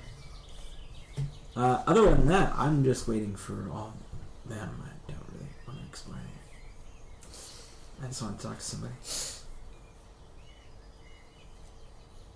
So I guess I would be next to where Boggs was. Just Okay. chilling, waiting. Yeah, so you're hanging out with Musharib. Because he was there too. I ditched him to go find Jade and That's get out of true. awkward conversation that I didn't Yeah. understand. Yep. So, Well, Well, we can make our way down to back to the temple. What is it? it's a shrine. Shrine. Or No, shrine. we were at the shrine. Oh, sorry. the temple. There's 2 shrines. Oh, the statue. Thank you. The stone ruins. It's the one with Yes. the best chemistry. Yes. Yes. Yeah. So, Actually, before they get back, he's gonna look down at Musharib and go, White Dwarf, have you ever carried a crocodile on your back? no, I have never carried a crocodile on my back. Have you? Not a crocodile, but something similar. Interesting. Tackled the first half of that parable just earlier in the fight. Yeah, that's true. Well, That Well- was a very interesting allergy. yes. Shrine has been here for hundreds of years. So I've heard. It is longer than I have been alive. It's about as long as I've been alive. Do you all meet up in front? Or? Yeah. so I'm just Professor telling Jade, there appears to be some type of door down there and a puzzle of sorts Say no required more. to get In, we're good. She's gone, actually. This is a little puff of white fur. This is more of your type of area of expertise than mine. Anything I should know before going? I didn't run into any problems initially, but I was flying, and also kazoo, Right. and so I shall proceed with caution. yeah, there could be hazards on the ground that I missed. Okay. Do I have to like climb down, or is it just like walk in? You walk up steps, actually, about Okay. 5 feet of steps between the feet of the statue of the man, who's like sitting reclined, and you see like the head of the crocodile like above him. Yeah, let's go check it out. You guys want to go inside? I was going to say I should come with just in case. Never know what is inside. I would welcome the company. All right, Yeah, Yeah. Someone should stay out here though. Mushrib. Musharib and Undrol will stay There you go. outside. Fair. I was going to offer if they wish to go and I could take watch. You want to take watch? I'll take watch if Okay. Sounds No, good.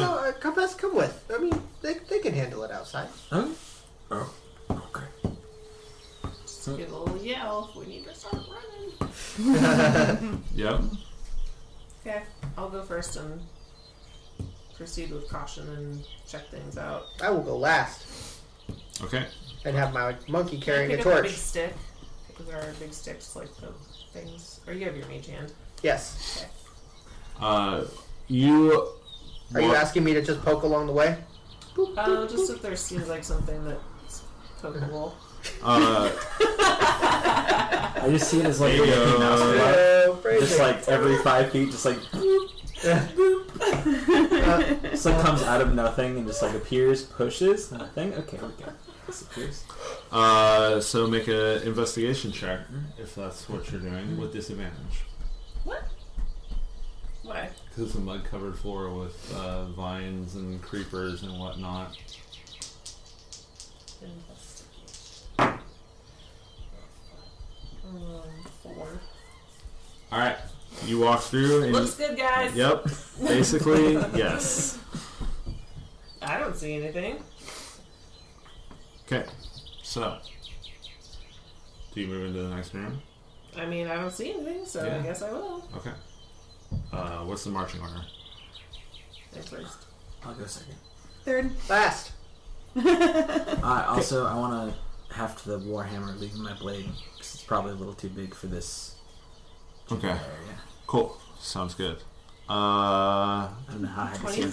23 foot ceiling. All of them, or just the So rooms? this room, or all of them? It's just a series of rooms. But What about also- like the main drag hallway? How tall are the ceilings there? It's like basically like probably like 15 feet, Oh, okay. and then it Never mind. opens up to like a third. Grabbing my sword. It's also about 10 feet Okay. wide. 10 feet wide. So this hallway is like 10 feet wide, and all the rooms are also the same. Yeah, no. I'm gonna warhammer one-handed. For now, just for easy.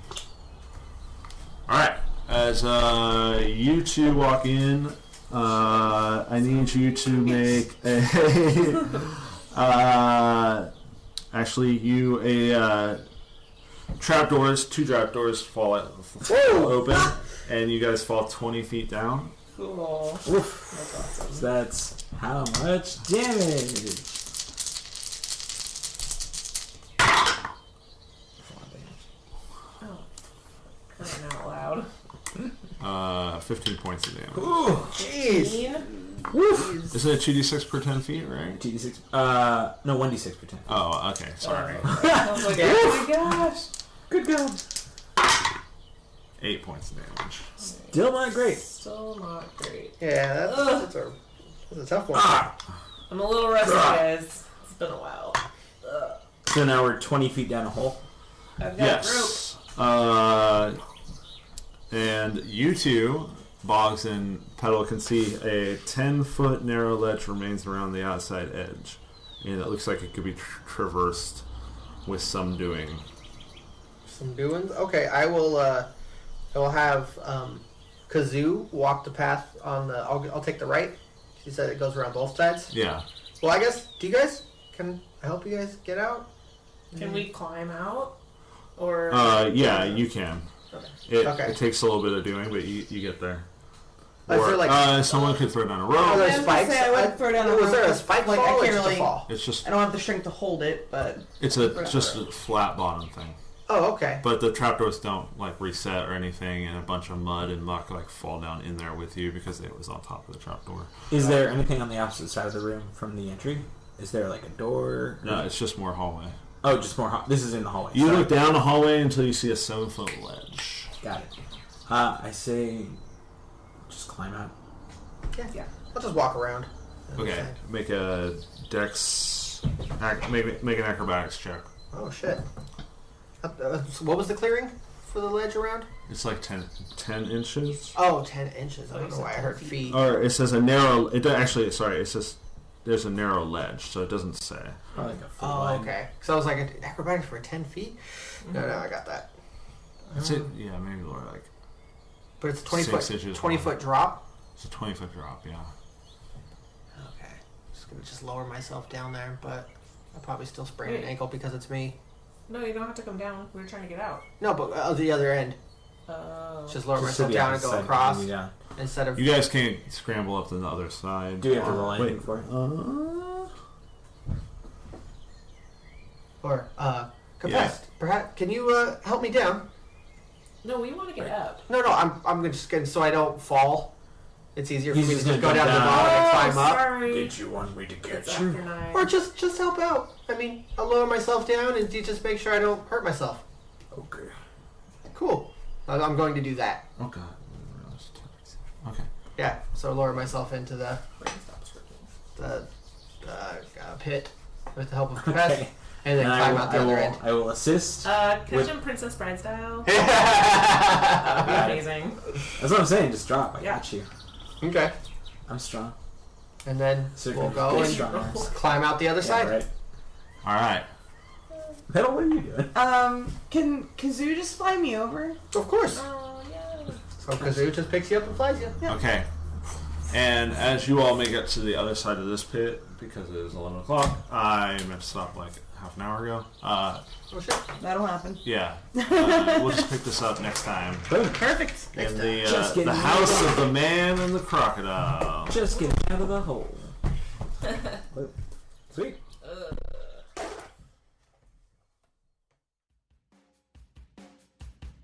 Hey y'all, thank you so much for listening to our Patreon preview of Tomb of Annihilation.